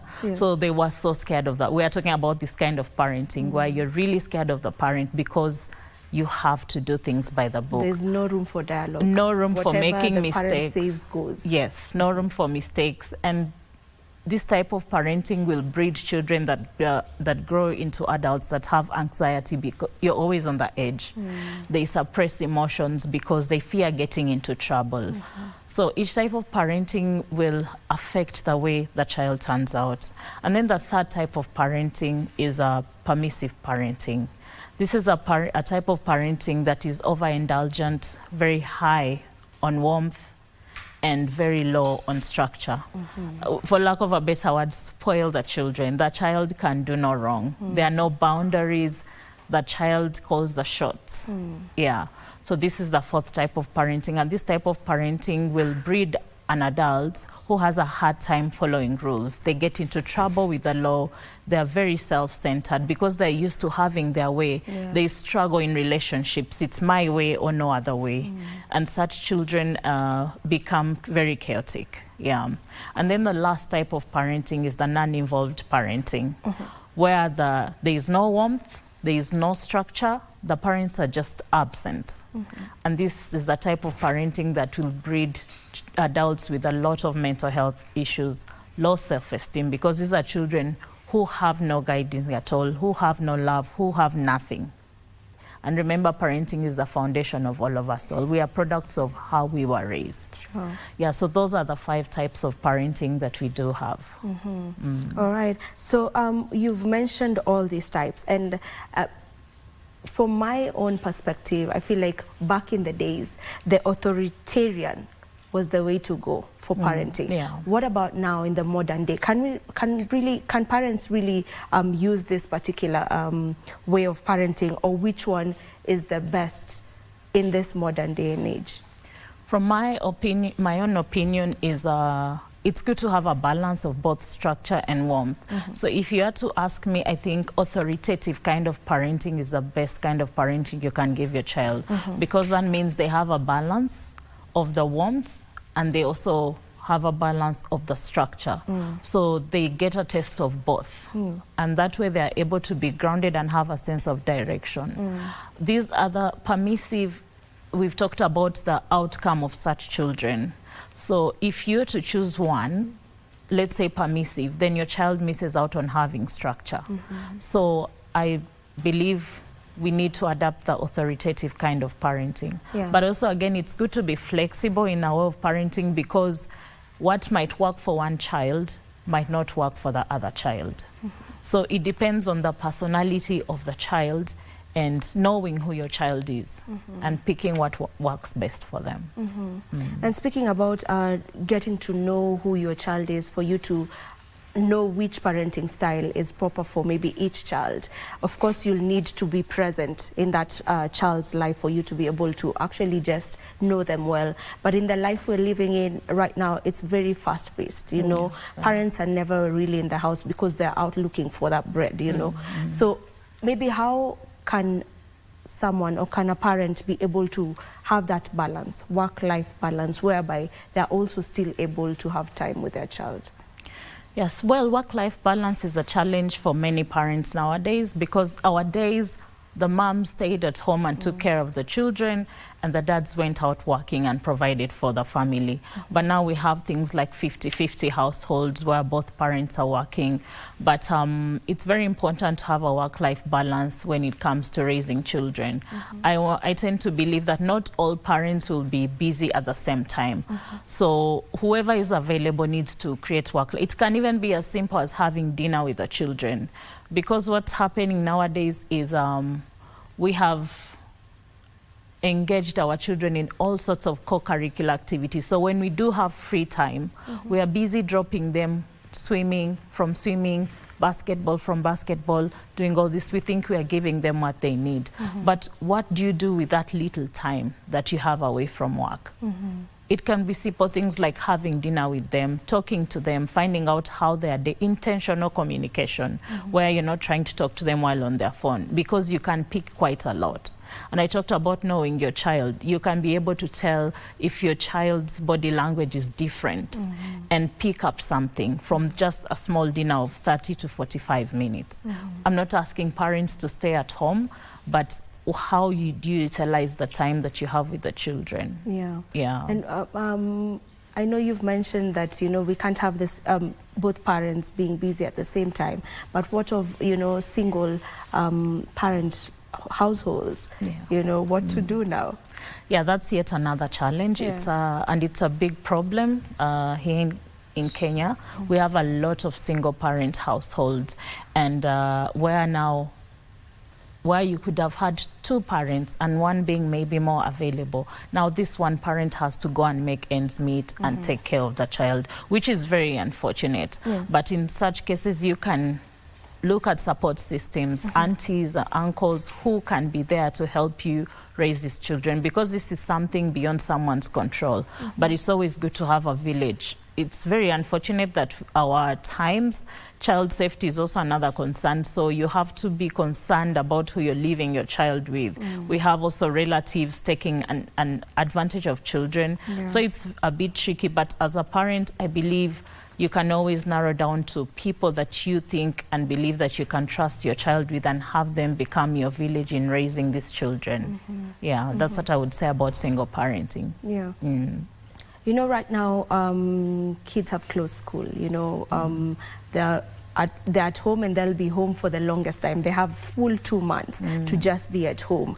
Maybe what's the proper way of maybe engaging them in a way that will be effective, you know, for the children themselves, in order for them not to engage in, you know, it's very easy for them to now get into things that are dubious. How do you encourage or advise parents to go about this period when they have their children full-time in the house? Okay.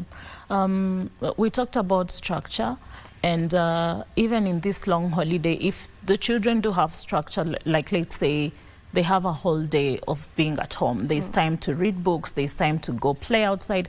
I would, of course, there are co-curricular activities, their holiday camps, but we want to think there's also an issue with finances. Not all parents can afford that. So what do you do when your children are just at home and you can't afford these things? Maybe create a structure at home where they are able to read, they're able to go play with the others, because social media is also an issue. You find that if you don't provide structure, you will have your child watching TV and stay on the tablet all day long. So there's creating structure, getting them engaged in doing things that they are passionate about cooking classes, name it, all types of things that the child can, even doing house chores in the house, just creating that structure that can guide them on a daily basis to give them some sort of responsibility, and they are not that idle. And those that can afford, take them to do now these co-curricular activities, soccer, the swimming, and all these other activities. Yeah. And you've also touched on screen time. You know, you find ways to engage them so that they just don't stay watching television or being on the screens the whole time. And right now, living in an era where social media is the it, and I'm talking about now teenagers growing up, you know, what is the best way for them to interact on social media safely? Because we know there are people who want to predate on them as well, you know. So how do we go about ensuring that their online interactions are safe? For a parent to ensure that is laid down, how do they go about it? Okay, about the social media and predators, I think it's very important for parents to have conversations with their children on what is safe on social media and what is not. Because we are in a technology era, it's inevitable for them to have the gadgets. They need to know how to use them. They need to know what's happening. But do we actually tell them what is safe? Because when they go out there and they see all this information, and they have no idea, they will believe what they've seen out there. It's very important for parents to have sex talks with their children. There are guides on that depending on what age, and also find out what your child knows, and then you pick it from there. It's also important to talk about drugs, because I understand kids go online and there are these challenges for taking drugs. Kids carry drugs to school because they've seen it on social media. So when you create that awareness with your child, and you open also a channel of communication, when they come across this information on social media, or when you keep tabs, there are also apps that parents can put on their children's gadgets to see what they are watching and what they are doing, so you can have conversations. But most of us, I think, when we find our kids watching things on social media that are not age appropriate, we are quick to punish and take the gadgets away, and we forget the most important thing, which is having a conversation on what your child has had access to, and finding out what they've picked from there or what they know, and being able to teach them from there, rather than being so quick to punish. And still picking on that, you know, for millennials, you know, some of us millennials, our parents never really got to talk to us about this sensitive topics. I'll put them in quotes. You know, when you talk about sex, when you talk about specifically sex, maybe drugs they did, but when it comes to sex, really we were not taught about that.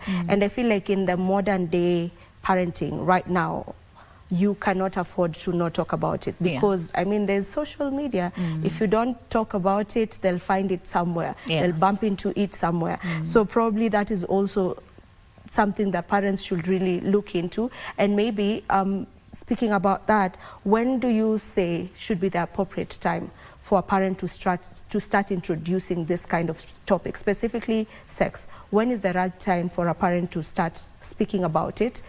And how do they start? Where do they start? Okay. About sex, unfortunately, nowadays our kids are exposed at quite a young age. All cartoons have boyfriends and girlfriends.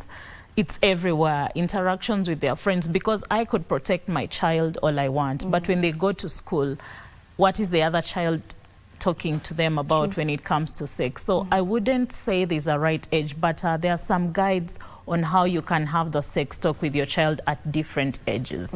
Even 4 to 5, as early as 4 to 5, the child knowing their private parts, who shouldn't touch, who should not do. Because when you don't have these conversations, when something happens to your child and someone says, do not tell, they will not tell. But when you familiarize them with this topic, they'll be able to come out and say. So I would say that as early as you can, just make your child comfortable knowing that these are my private parts. And then as they get older, I say there are some guides that tell you what to talk to your child. And then there are kids that know more than their age, maybe from social media or from interaction with their friends. So you pick on what your child knows. When you have the conversation, pick from what your child knows, so that you also do not end up telling them what they already don't know, and then you can build from there on how to educate them sexually. And if you can't do it, because I believe some of us don't even know how to do it, it's always good sometimes you have a mentor who your child is free with. It can be an auntie, an uncle, someone your child is close to, and ask them to do it for you. Yeah, you just have to find a way. Yeah. Now that you've brought up the issue of mentorship, you know, how important or how essential is a mentor to a young person right now? It's very essential for children to have mentors, because these are people they look up to. These are people that they admire. These are people they really want to be like when they grow up. And these mentors tend to open a very safe channel of communication for your children. So we very well know that our children will not tell us everything. They'll hide quite a lot from us, either because they fear our reaction or they're just scared. But when a child does have a mentor, remember, it's a safe space where they can share things that they wouldn't share with you as a parent. Then they have a safe space to go and share things. So I believe it's very important for them to have someone, just that one person that they look up to, that will offer safe space and also guide your child.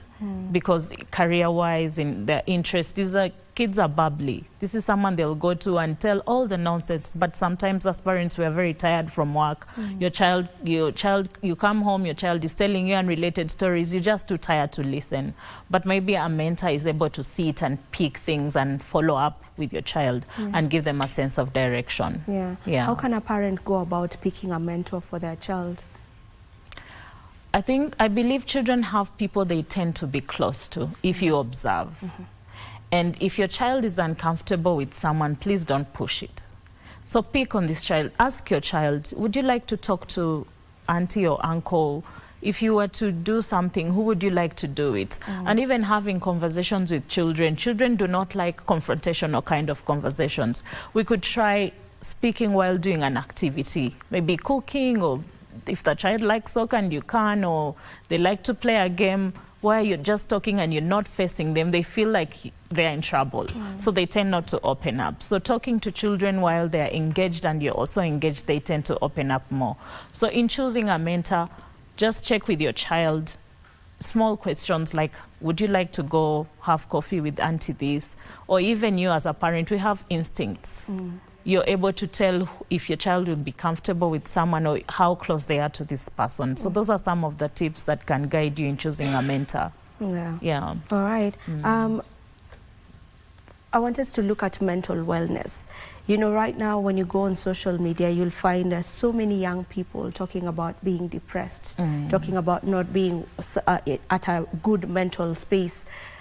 Probably how well should a parent navigate that in ensuring that their child has proper mental wellness? How should they go about that?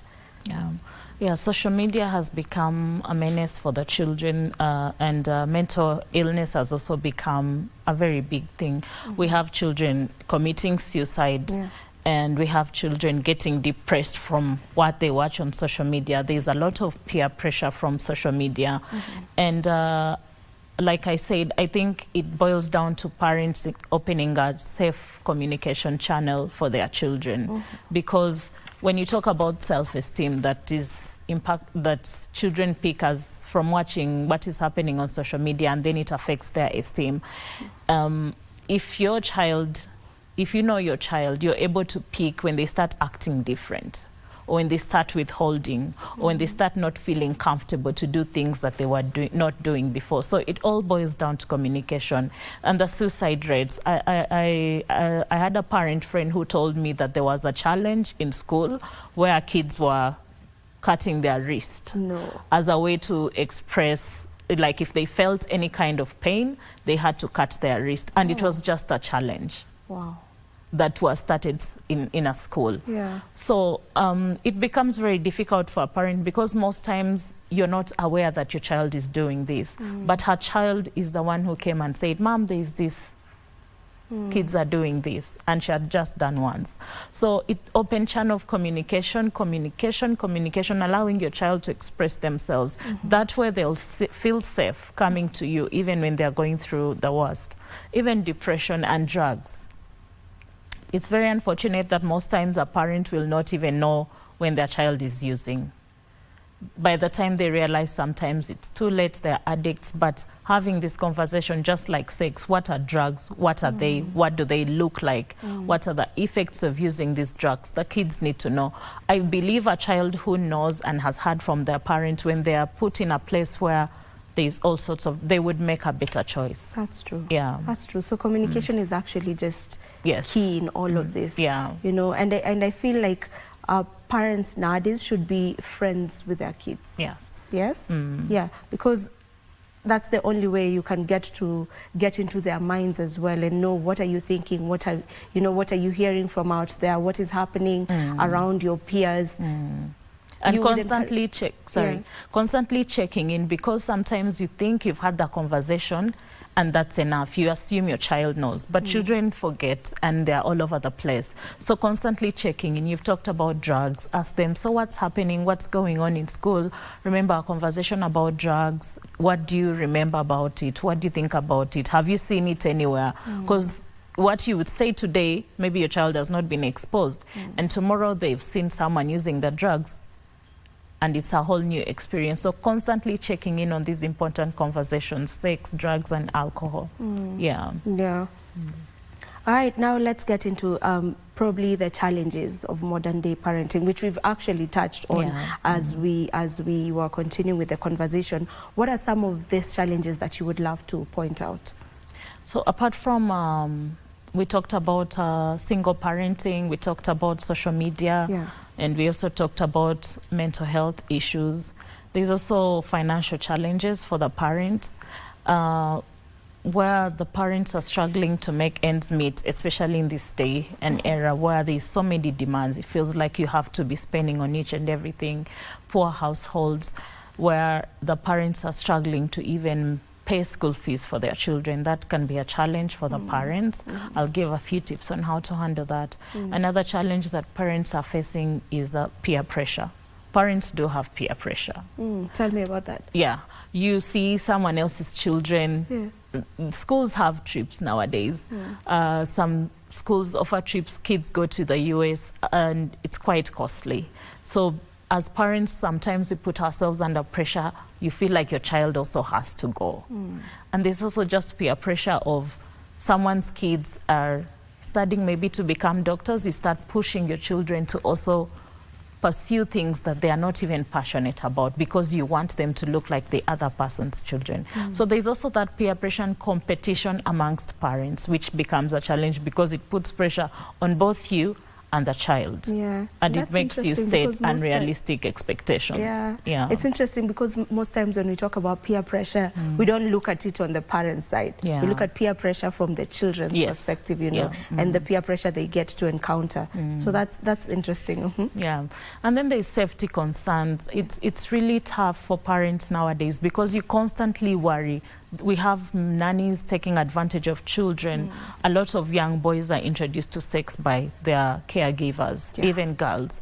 We have, sometimes you can't even trust your next door neighbor with your child. So, and even safety on and online and offline. So it becomes a very big challenge for parents because you're constantly worried about your child being safe. Even in school, you're worried about what friends or your child is interacting with, and yet you cannot be in control of everything. So that becomes a very big challenge for parents. And from all those challenges that you've mentioned, maybe how or what are some of the tips to overcome each and every one of those challenges? So for them, I'll start with a few tips like taking safety for the parents. You can't pour from an empty cup. So I believe that parents also do need to take care of themselves first so that they can be better parents to their children. Because of a lot of us, we talked about how we were raised with authoritarian kind of parenting. So when we don't work on ourselves and our mental well-being, we start bleeding on our children. We start projecting on our children. So parents do need to take care of their mental well-being, and then that way they can be better parents to their children. And then just staying informed listening to podcasts, listening to the latest researches about parenting, so that you can make a better informed decision and also know what is happening to the children, because the world keeps evolving and keeps changing. Some of us don't know what challenges our children are facing, but when you stay informed, you're able to even preempt your child and have the conversation, and they're surprised that you even know all this. We weren't raised in a world of TikTok. Our children have access to this. So it's always good to be informed and know what they're doing at a certain age. And then another tip that I would give for parents is to set realistic expectations. There is no such, if you strive for perfectionism, that is so much pressure on both you and your child. Understand your child's strengths and their weaknesses. Academically, know what your child is capable of. Some children are more intelligent than the others. Others are average students. Don't put so much pressure. We have a lot of children going to school just to please the parents, or doing things that they don't actually love just to please the parents. So it's very important for the child, for the parent, to set realistic expectations. And then just balancing screen time, having structures. It's time for the screen, 1 hour, 2 hours. When you're done with this, do some chores or do something. Just having structures in place and having boundaries that kids can follow. It's really important for parents to do that. Yeah. And you had mentioned the challenge of peer pressure on the parent side. Maybe what are the tips for that, for overcoming that? I think just knowing where you are as a parent, and it boils down to mental health, because what is driving you to make your children want to be like others? What is in you that wants to use your children to compete with others? So when you address the root cause, and then you become confident in trying to achieve things at your own pace without having to fight or compare yourself to anyone. And then you stop putting that pressure on the children, because remember, it's coming from the parent onto the child. So who needs to address this issue? It's the parent. Yeah. And you stop, then when you address it, you stop bleeding on your child. Yeah. Now, what's the role of therapy in modern day parenting?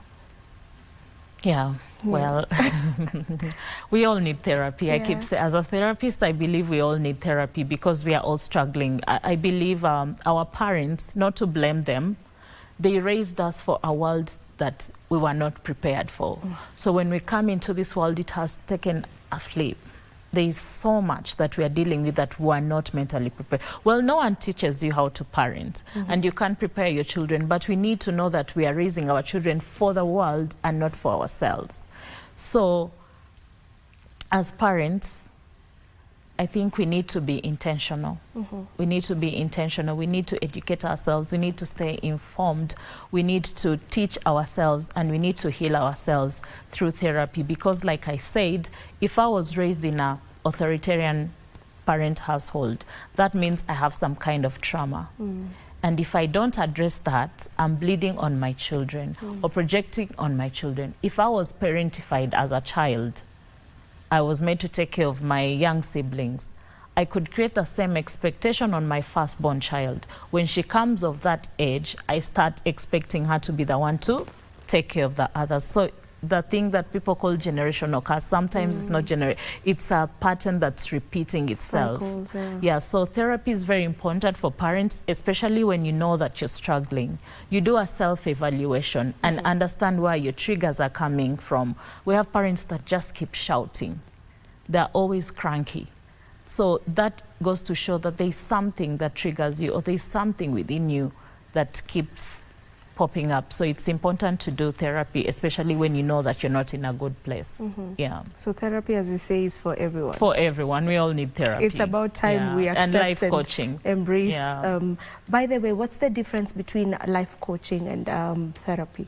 Well, therapy is more of, it focuses on what happened to you, why are you behaving like this, what happened in the past that has made you become like this. So it's more of healing traumas and what happened to you or what has happened to you. While life coaching focuses on, I am here now.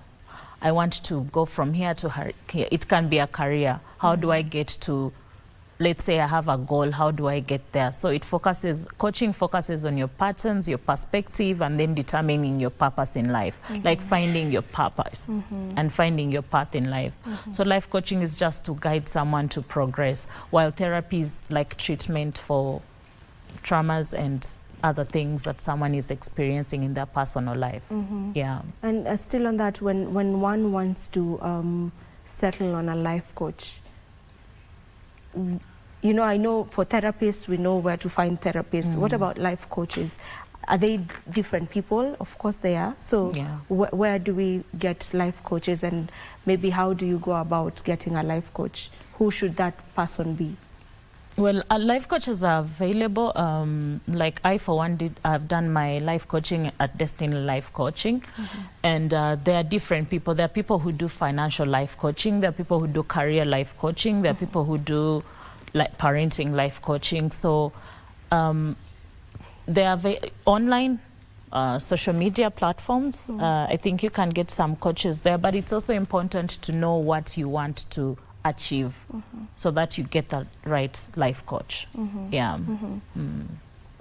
I want to still stay on the topic of therapy a bit. You know, yes, you've said everyone needs therapy, and that is something that we've had over and over, that getting therapy is really, it's good for everyone. You know, it's good for your mental wellness and all that. But, well, there's the topic on how expensive it is.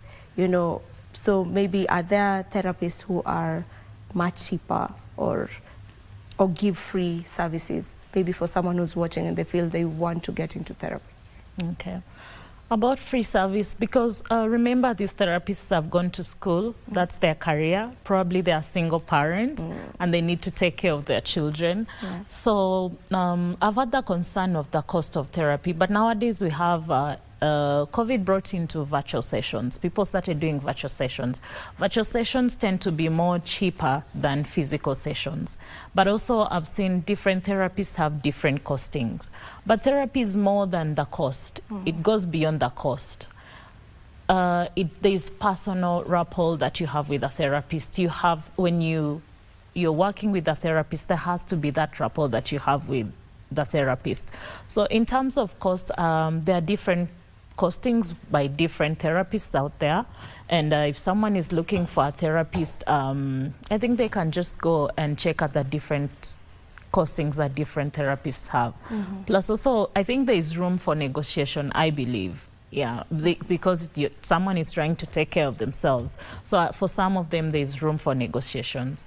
But also, I encourage people to focus more on the rapport that you do have with your therapist so that you can benefit from the sessions. It's the most important thing. Are you connecting with this therapist? Are you benefiting from this therapist? And then there is stigma around therapy. A lot of stigma. I'd love to talk about that briefly.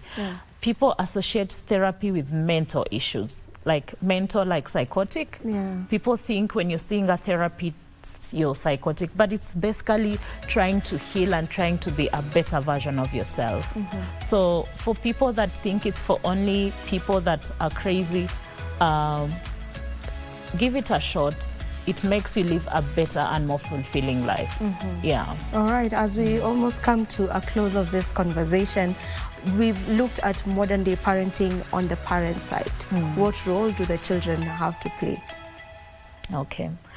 The children, we bring forth the children, and we do create the foundation for them.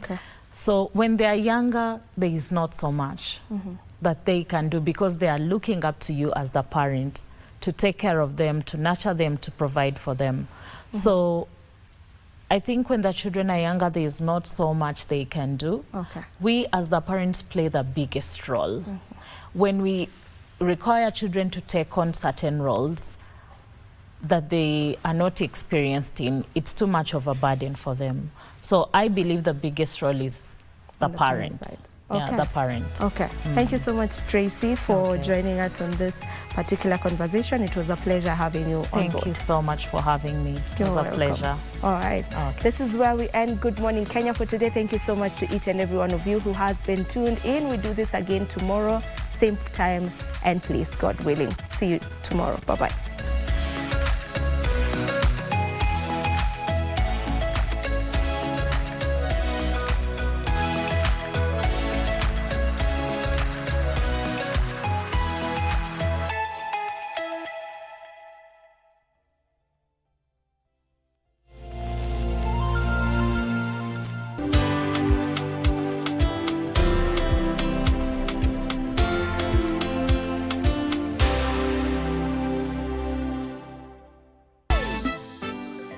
Fala, we are tired of this one major problems after another. If you don't have solution, don't raise problems, okay? Solution to what, Warrior? What are the solution without a problem? I don't know. What are they? No problem, of course. Come in. He has just said that he comes from Nairobi, Kenya. And then how is he a Jamaican again? Okay, maybe he's an Jamaican who is visiting Kenya. Ninakwambia leo tunaenda kutengeneza pesa na tugawane hiyo pesa pia. Juu unakuaga na tabia ya kunitoka pesa kila wakati wewe. Lasta. Utaijua hizi haso zetu zinakuaga na expenses. Are you now saying that we are girls? Including you? Of course, girl power all the way. Omera, opportunity comes one